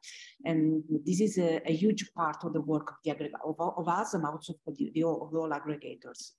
Just to reach not only the small one, but also larger institutions maybe don't have enough competencies for sharing data. And you have also to count the language barriers, because in particular for southern countries, the barrier of the language is a huge one. And the English is not always managed fluently and properly by all of us. This is a very good point. And one of the last workshops that we organized here in Germany before COVID was a workshop of museums meeting Europeana within the project Europeana Common Culture. And that had a huge echo in the museums community, and the people were able to ask questions directly and get their answers. And I totally can relate to your what you said, Marcia. Thank you. Thank you very much. We are just 4 minutes delayed, so I think it's great. So I think Kerstin, you will. Yes, I will. I think I will introduce you, Marie-Veronique, and then we can give the floor to the other panelists to introduce themselves, as Cosmina did it that way. I will introduce Marie-Veronique. you know her already, but again, she's project manager at the Department of Digital Transformation at the French Ministry of Culture, in charge of the linked open data strategy. She's also monitoring and coordinating the French participation in Europeana, I think via motor collections, right? And she represents France in the European Commission's expert group on a common European data space for cultural heritage. I'm not using the acronym because it's for me easier to spell the full word. Are the other panelists on? Can't see them. So there should be Valentina. There should be Julia. Valentina is here. Maybe Valentina, do you want to briefly introduce yourself? Yes, thank you very much. Can you hear me well? Yes. Okay. Perfectly. Yes, my name is Valentina Bachi, and I am proudly representing Photo Consortium, which is a thematic aggregator and expert hub in the domain of heritage photography. So there are many points of contacts with other aggregators that were presented in the previous panels. We indeed share the same challenges and similar approaches. And yes, indeed, I will be very happy to discuss with you, colleagues. Thank you, Valentina. And then Kerstin? Welcome again. Yeah, hi again, everyone. So my name is Kerstin Arnold. I'm representing the Archives Portal Europe, or the Archives Portal Europe Foundation, which is the body behind the portal since 2015. We are the archives domain aggregator across national, and part of our content also goes to Europeana, but not all of it for various reasons. And as Valentina, we've also got various ties to other aggregators, which we'll go into details further on. Thank you. So next, Julia. Happy to welcome you here. Well, glad to be on this panel. My name is Julia Welter. I am on the project management team of the European Film Gateway. I've been the project manager for EFG pretty much from the start. We've been around for quite a while, 2008, and we're the aggregator for film archives. Yeah, and have been, as I just said, involved with Europeana for a very long time. And I've also worked on some other EU-related projects that focus on the publication of archival collections. Thank you.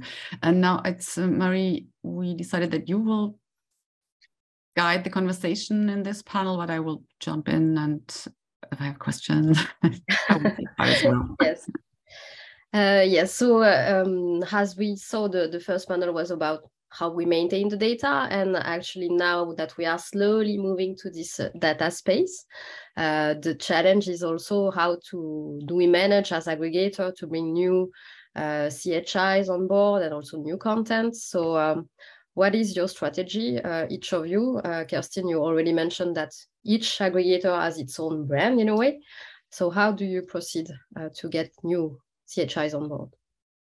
Yeah, so for Archives Portal Europe, I probably have to tell a little bit of the background, how we are organized. And this essentially goes back to the time where we were still getting funding from the European Commission. More precisely the APEX project in 2012 to 2015. And in this context, we established what we call a country managers network. So that's essentially our dedicated point of contact, as Peter put it in the chat. The country managers are often located at national archives or archives administrations, sometimes with national archives or cross-domain aggregators. We also have a few that are on regional and local levels, and we are essentially kind of mainly working together with them. So with a network of aggregators, so to say, similar to Europeana, because they know their communities best, they know the tools best that are used in the different countries. And specifically, if there is a national aggregator, that of course also helps us, because they have already put quite a lot of work into kind of getting data into a format that can easily be shared. We support them with doing presentations or running workshops, which then can also help extending the networks, but essentially the acquisition of new CHIs mostly happens on those levels. And even if we are addressed by a CHI directly, we probably will reconnect them to those aggregators because it makes more sense for them to go via these already established ways. I think one thing that we might be challenged with in this context is that specifically for local institutions, and I think that also was mentioned at some point earlier, there always is this question of, okay, what does our content mean on this big European international stage? And specifically in the archival context, we always say, yeah, we've got so many researchers that specifically go into these comparative areas and want to see, okay, what happened in this region at that time and compared with this region at that time. So there is much sense in having localized data in a bigger space available. And then, of course, it's as always a general question of resources, of digital maturity. Certain institutions might need more hand-holding at the beginning in order to actually get started. And what we've been doing since 2 years now is we have a small fund where we support institutions on a very specific project base to kind of just get started with 1 or 2 collections and be present, and then hopefully that will also kind of help them to continue working on that. Thank you, Kerstin. So that was the point of view from the archives. From the AV side, Julia? Yeah, for us, it's well, slightly different because we're in touch directly with our partner institutions. To reach out to them, we, well, basically actively search for suitable candidates. We look around sort of who has like online portals with interesting content that might be interesting to integrate into the European Film Gateway and then onto Europeana. We make use of established networks. One important partner, of course, is the Association of European Cinematheques that has a lot of members that we reach out to annually, at least, sometimes more often. And then we directly contact archives, especially for smaller archives. We have options. Well, we have a very low threshold, so to say. We make it easy for them to contribute data, even if it's just a few items. It's a bit what Kerstin just said. So we always feel like it's important to connect them at all, even if it's like literally only 5 to 30 or whatever videos that they're making available, but to have them on there usually also motivates them to provide further content in the long run. And then one important other tool for us is, and we're always trying to get involved with projects that have a thematic focus, because we find archives are very interested in contributing to initiatives around a pan-European subject. For example, most recently, we've been involved with a research project on the reconstruction efforts in post-World War II Europe. And we had like 16 or 17 archives contributing materials or films mostly on that topic to the European Film Gateway. I think in terms of, in terms of challenges, I think there are twofold, and this is probably not particularly new because it's also mentioned in the recommendation one, of course, especially for film materials. There's a lack of digitization funding still, and it's progressing slowly in many countries. Then also not all member states link their digitization funding to publication on Europeana, and traditionally as well, film archives focus on a different form of exploitation, really. So basically we digitize first and foremost for cinema distribution. And the other thing, of course, which still is a big issue, is the rights clearing, which is particularly cumbersome for film materials. And even with,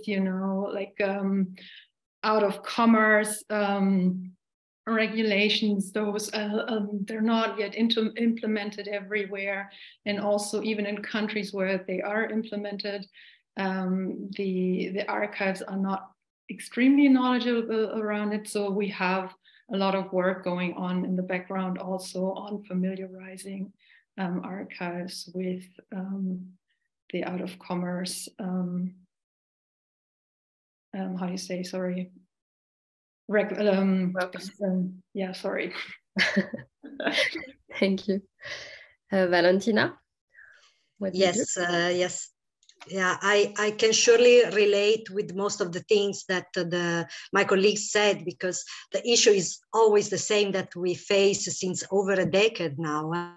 Content providers need to be motivated to aggregate content in Europeana earlier and in the data space now. So yeah, we talk about innovation, and digitization is indeed a way to innovate the cultural sector, but what do they gain from this participation? Why should they put efforts into this?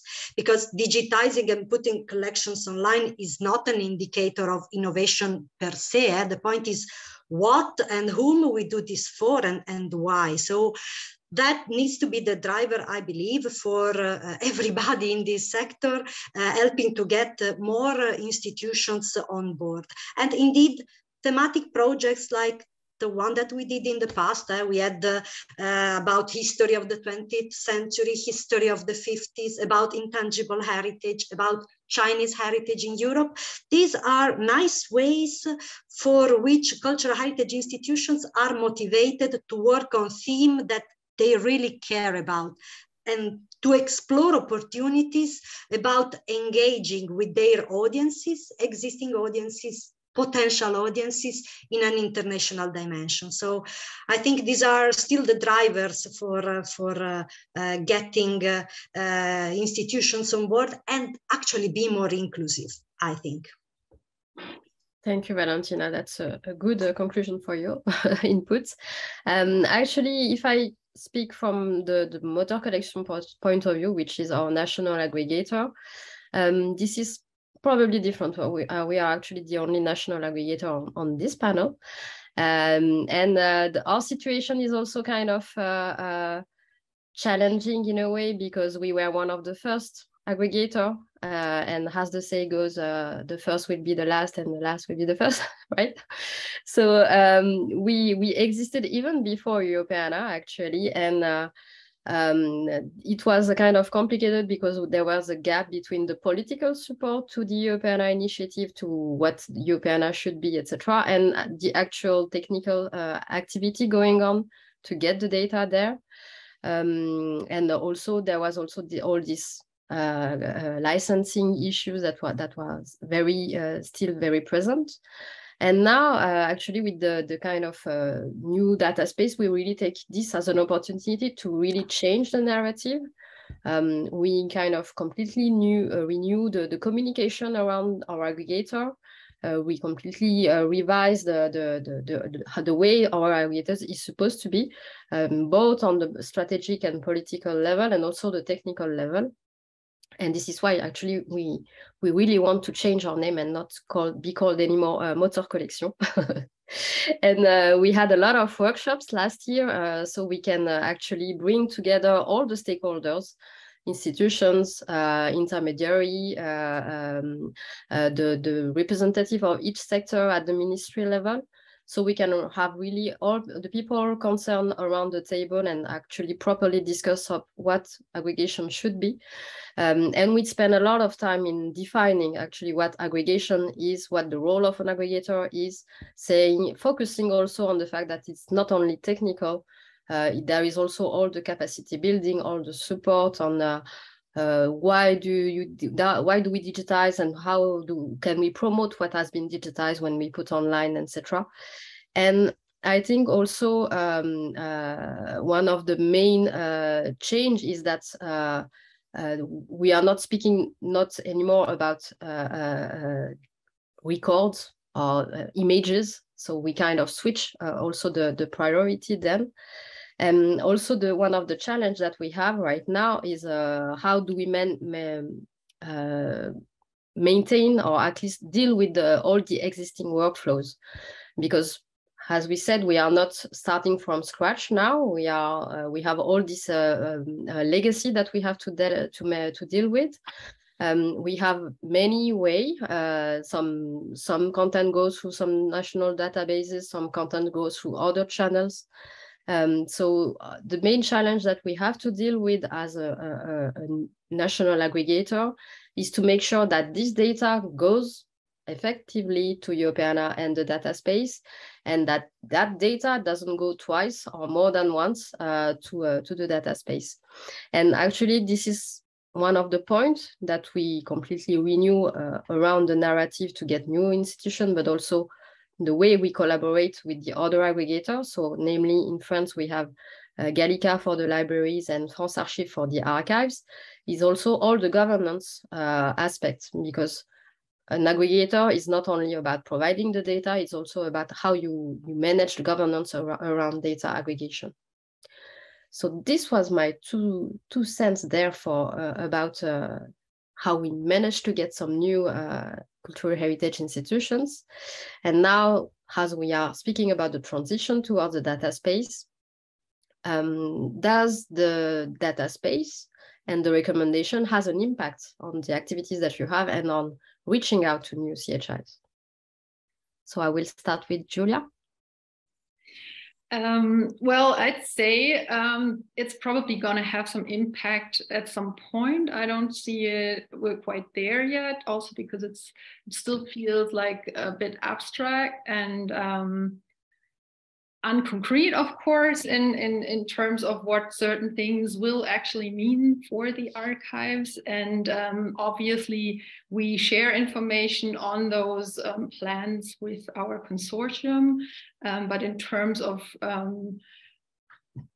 changing our overall strategy when it comes to contacting new archives, I don't think this will play a huge role just yet. That being said, I think particularly interesting in the longer run will be things, what Harry mentioned in his presentation at the very start, things like giving archives more direct control over their data and its reuse.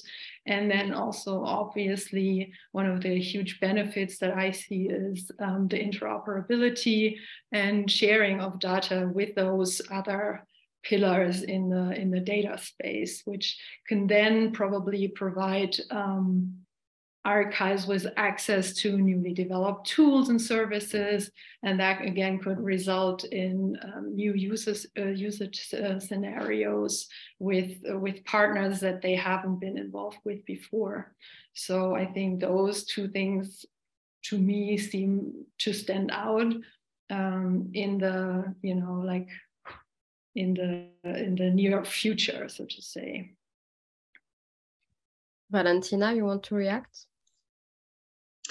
Yes, I believe that indeed the recommendation in the upcoming data space is, as Rihanna said, is creating a momentum.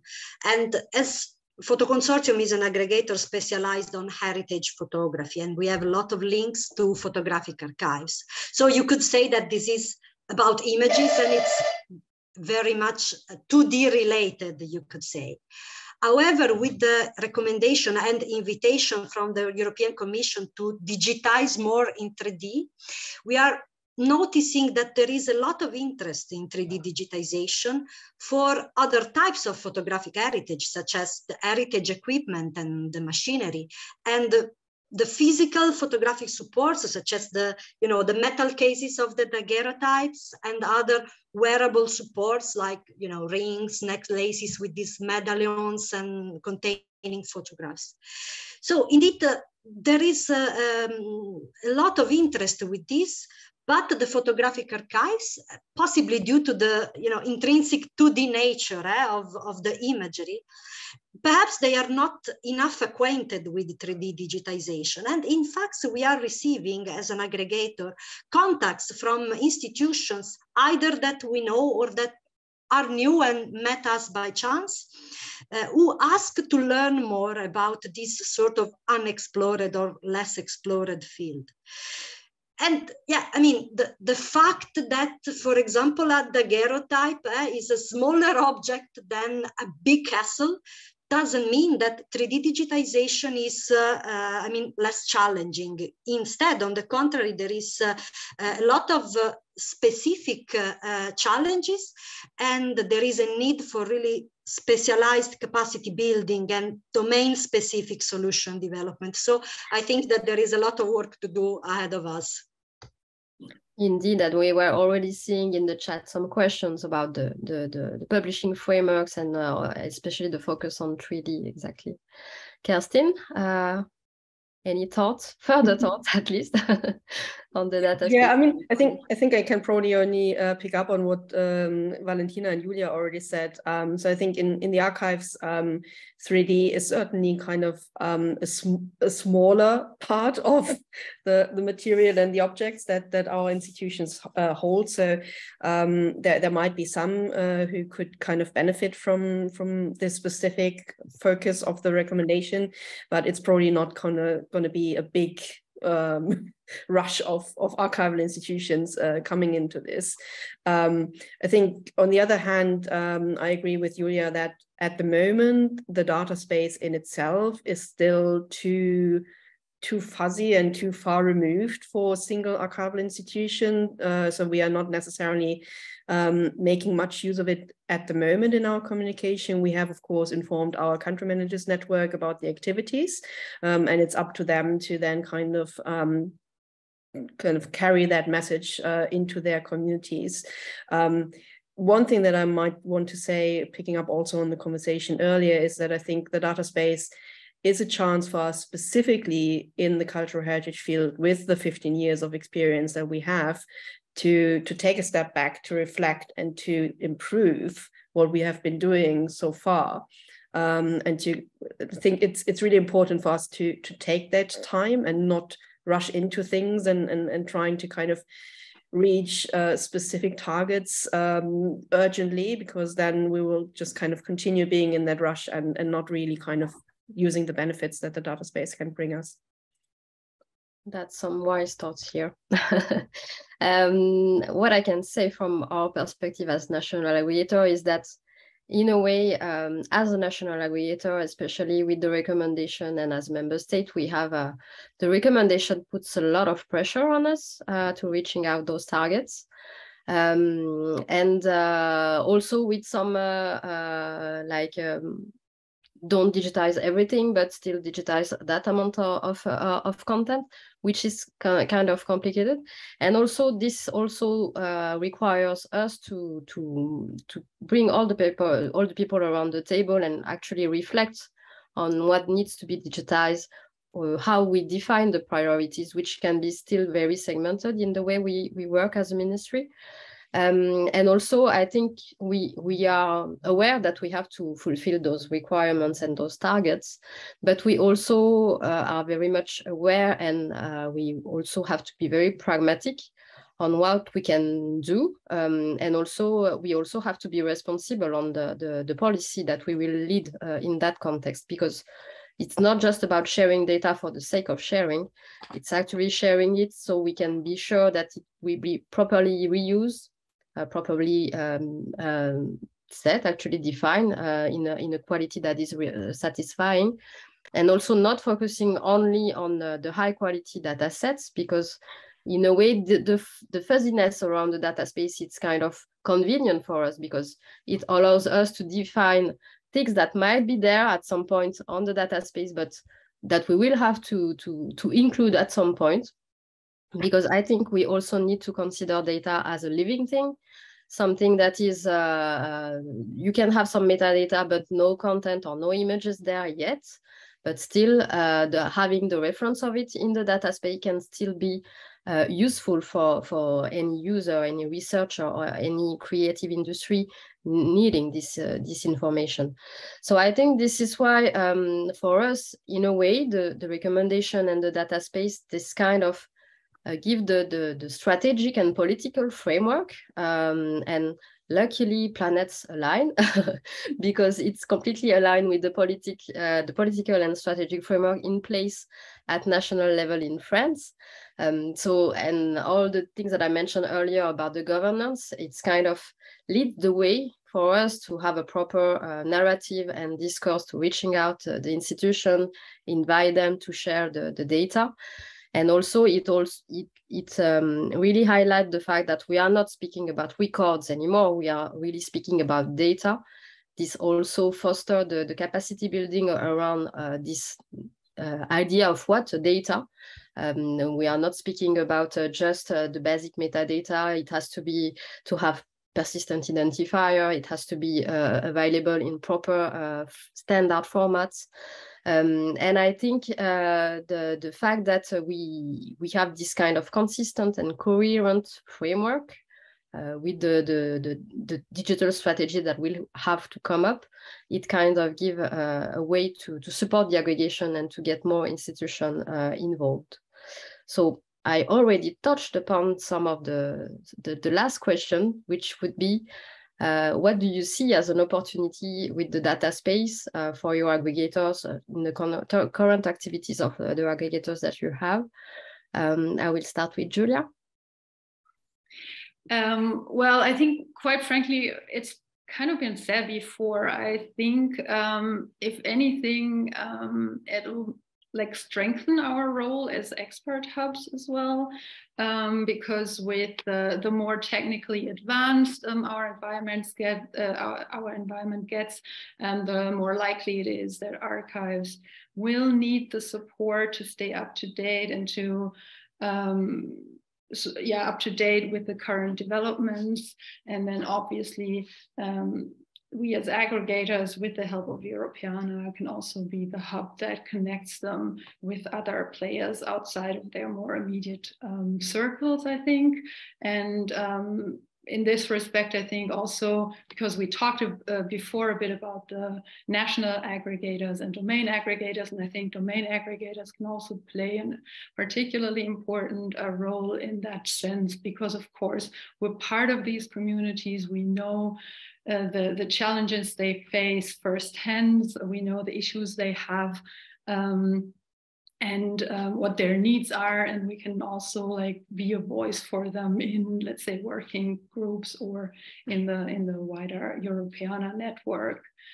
Kerstin has mentioned it before, and I fully agree with that. It's like a good point to also take a step back and review our position as aggregators in terms of, at least that's true for the European Film Gateway. So far, it's been very much like a one-way operation. So we're taking in the data from the partners, preparing it for Europeana to harvest. But we haven't really so far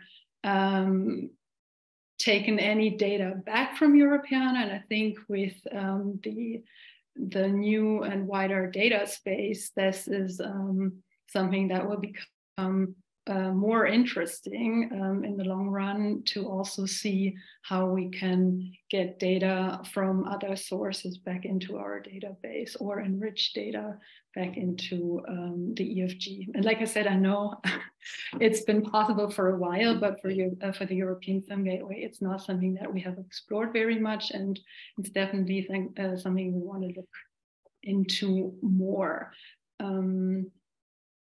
Yeah, I think that's it. Like, Kerstin, you want to react?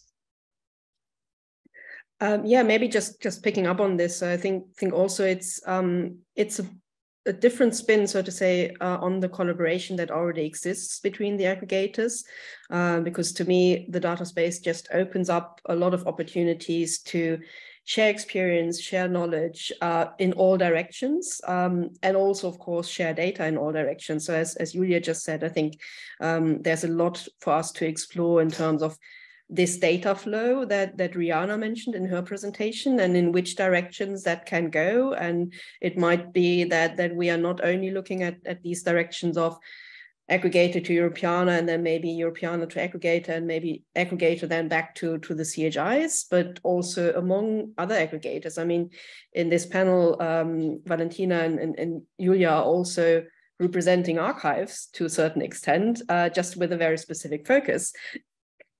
But I don't think we've had much interaction in terms of,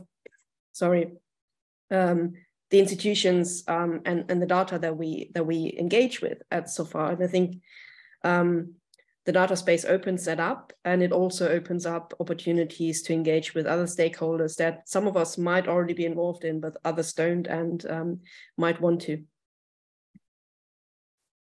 Valentina, you want to add something? Yes, yes. I think, yeah, indeed, you mentioned before, Marie-Veronique, that the Aggregators Forum has celebrated its 10th anniversary. So happy birthday to all of us.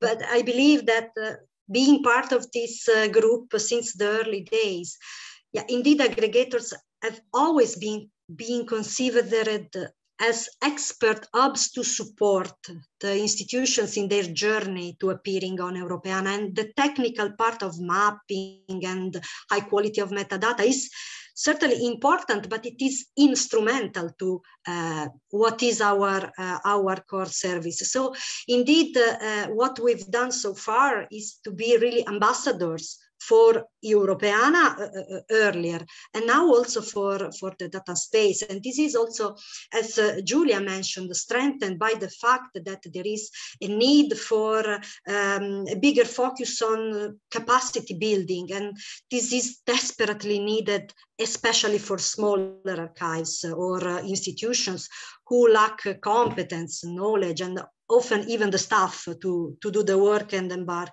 on the journey. So I really think that our role as aggregators is to help the data space to become more inclusive, and this is more important than ever.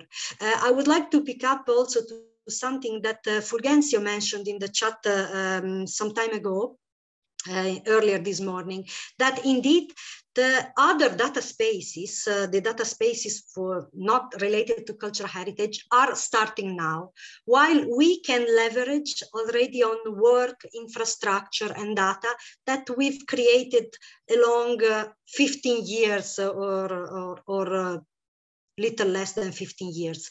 So I find this very encouraging, that it is the cultural heritage sector to be sort of the driver of this, the role model for this change that we want in the European landscape of digital transformation. And while we work on the digital transformation of cultural heritage sector, indeed there are a lot of links to other closer or less closer sectors, and I think, yeah, it is encouraging that it's cultural heritage to be the head or the beginners in this process.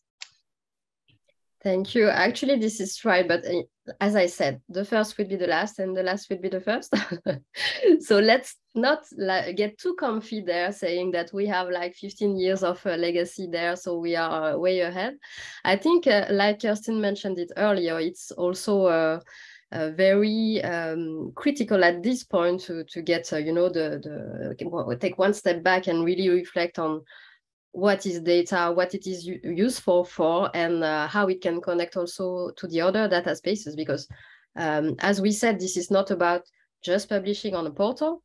This is about publishing on a data space, or a space where you can actually find data, not just browse a catalog online, and actually use and reuse this data. I'm in charge of the linked data strategy in the Ministry of Culture, and for me, I really see the data space as an opportunity, to make both of these aspects converging: the aggregation on one side and the linked data publishing of content, cultural content on the other hand.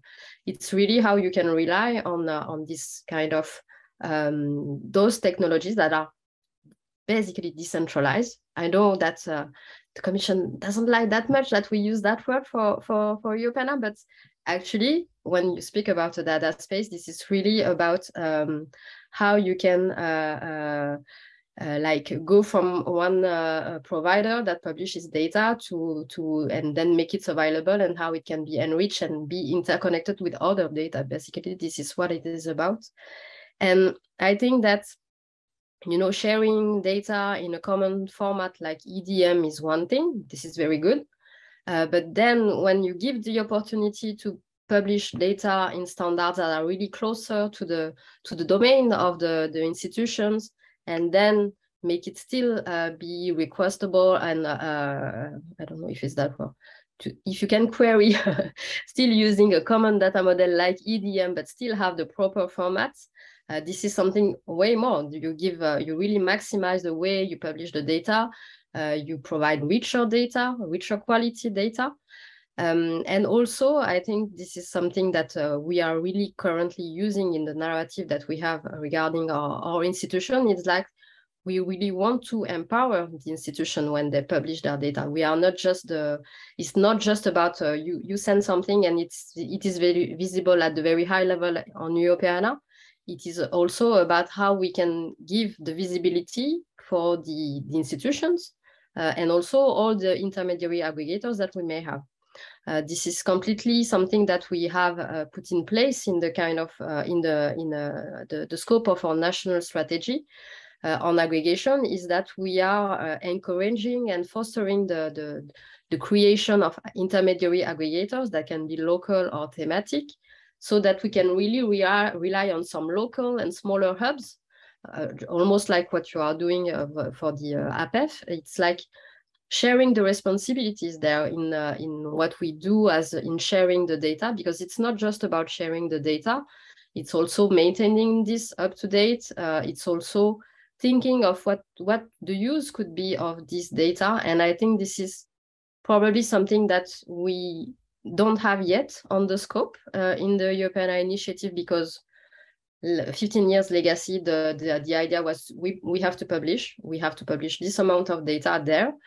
And I think, like you said, Kirsten, this is the moment where we should really begin to think what is the data space for?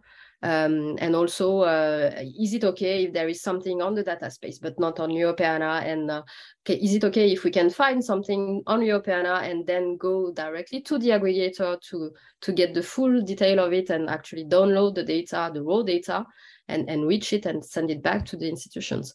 These are the questions I think that we will need to address in the coming months. I hope I'll open some perspective there. I hope Fulgencio and Caterina will take this on. And I think this is what I wanted to say. Also, coming back to what was mentioned on the chat about the expansion of the frameworks, because I think this is key really for the data space, also in terms of opportunity, so we can really empower and get everyone on board. Actually, is like be really focused on the complementarity and the compliance with the national policies about all the licensing frameworks, but also in terms of formats. So we can be sure that this European common data space can also be interoperable with other international initiatives, because we are not alone in the world. We are not alone in the digital space. And also regarding the connection with the cloud, one key element is like sharing the identifiers. It would make no sense, for example, for the cloud to have its own identifiers and us our own identifiers, and not have a specific governance around all of these topics. So yes, I think this is my last point about the opportunities for the data space. I don't know if there is any reaction on the chat or anyone who would like to go live and ask some questions to our panelists. In any case, I can already thank you, the three of us, the three of you, for answering to those questions. Anyone who wants to react? I just wanted to reiterate what Fulgencio said, that we should lead the data space. I think it's the cultural and heritage institutions and the aggregators in Europeana leading the data space. It's a good idea. I just wanted to comment one thing. It's very interesting, Marie, that you said that for motor collections, this narrative is the way to engage the data providers and the partners, while for those who are working in Europeana or acting as aggregators for a long time, it's quite about changing or adapting a bit the narrative to engage the cultural heritage institutions or our data partners. So that's quite a difference, which I remarked when you talked about the actually, if I can recommendations. we are among us, so I can share. Europeana has always been perceived like very, too high quality, too requiring. So it always has been very difficult to get institutions on board, even if the political support was very strong, because it was also too complicated and too long and too many processing steps actually to get on Europeana. And also the fact that we never managed to have a clear or at least easy to understand way of presenting Europeana, because then I think it's Valentina who mentioned it, okay, you are available and you are visible on Europeana, and then what else actually? So what is the actual gain? So actually this is why for us the data space, the narrative around the data space is much more impactful for us, because actually this is not just being visible on a portal in a way, because this is also about fostering the reuse and fostering the sharing of the data. You share the data so it can be visible, but also so it can be reusable. And I think this is where it's starting to get some impact, at least for us, and also because this European strategy, it connects with our own national policy around data, because we are putting a lot of energy into defining what a cultural data is, and that we are not speaking anymore about records and images, and hopefully at some point we won't even make the distinction between content and metadata at some point. We are not there yet, but I think this is also something that we should also have in mind when we speak about the data space, because we are not a metadata space, we are a data space.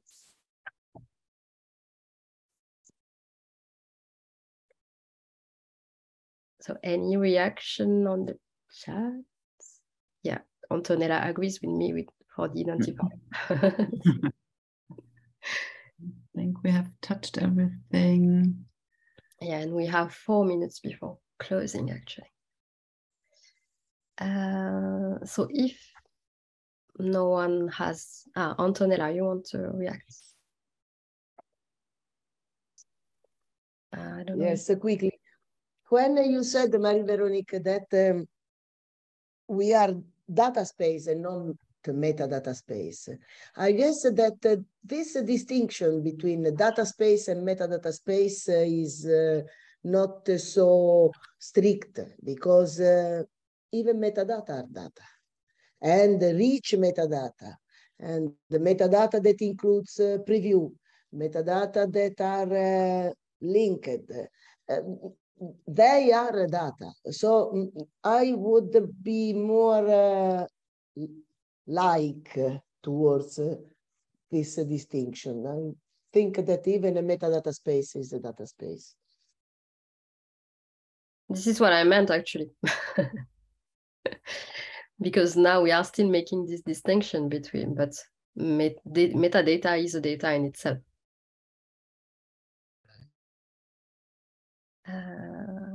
Howard Peter Sommer said, data traces of human lives to put it in greater context. Yeah, that's. I think that might be our slogan for the cultural heritage. Yeah.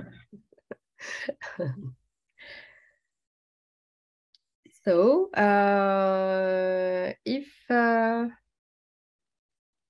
if there is not any more reactions, I think it's time for us to close. Kerstin, would you like to go first in some closing remarks? Yeah, I would. It was very interesting to have these two different, not really different conversations, but one we had here on the panel, and then what came up in the chat. So we saw that it's very interesting that people understand better what is the role of domain and thematic aggregators in the data space. How do we relate to the cloud? How can we? What's the difference between? Is there a difference between Europeana and the data space? Or yeah, I think a lot of these important questions have been not really solved, but touched upon, and maybe we got it clearer. On the first panel, I would rather talk about, would you mind to make a wrap up of the first panel? I will do the second, or just Or maybe we don't need to do a fully wrap up. No, I don't think. So I would just say that it was really good to hear from all the aggregators the challenges they have when collecting data and maintaining networks. That communication is very important. Also, in particular, when you talk to smaller institutions, so that it's very important to be interconnected. That webinar is one way to really get in touch with data providers, but on the other hand, it's good to really have this human connection.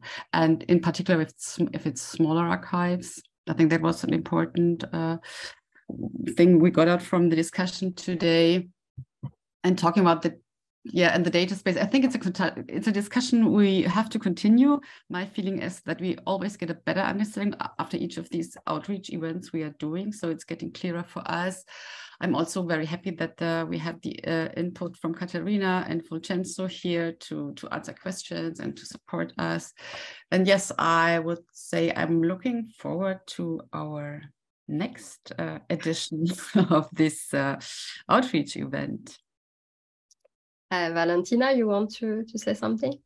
Yeah, perhaps I would like to add a point which we haven't touched upon so in the discussion today, and it is the fact that the data and the content means stories.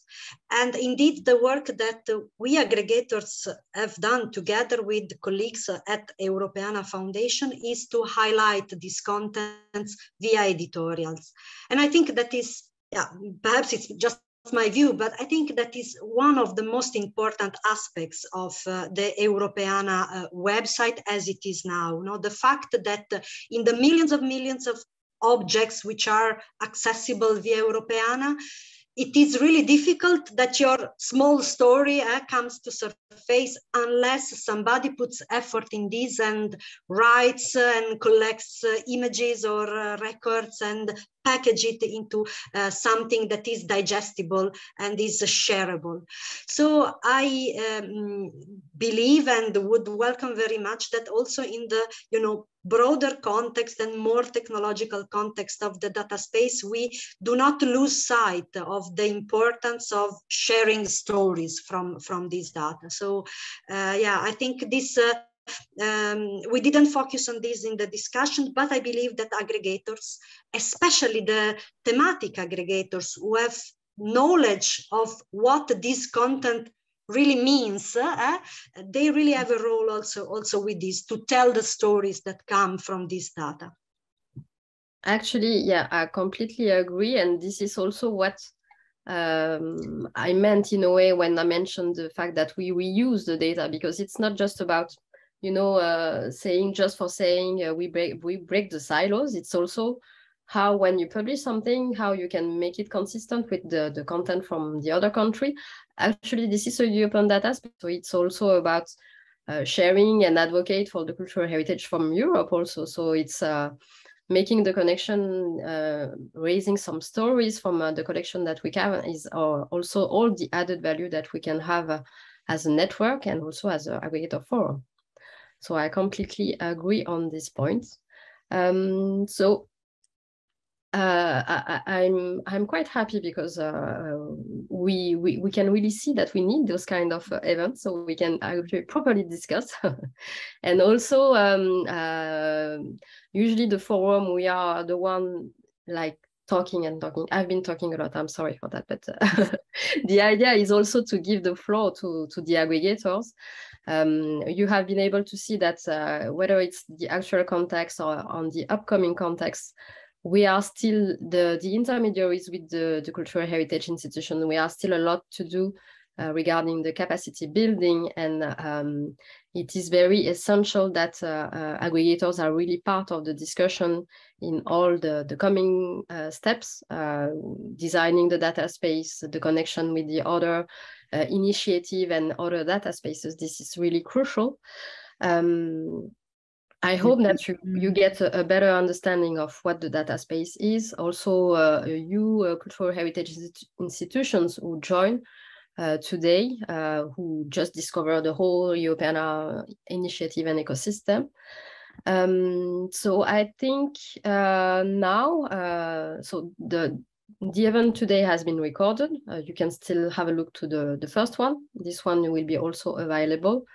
The idea is really that this series of events are easy to apprehend for someone who is completely new to this ecosystem, and also keeping the discussion ongoing, and also get more institutions and aggregators on board.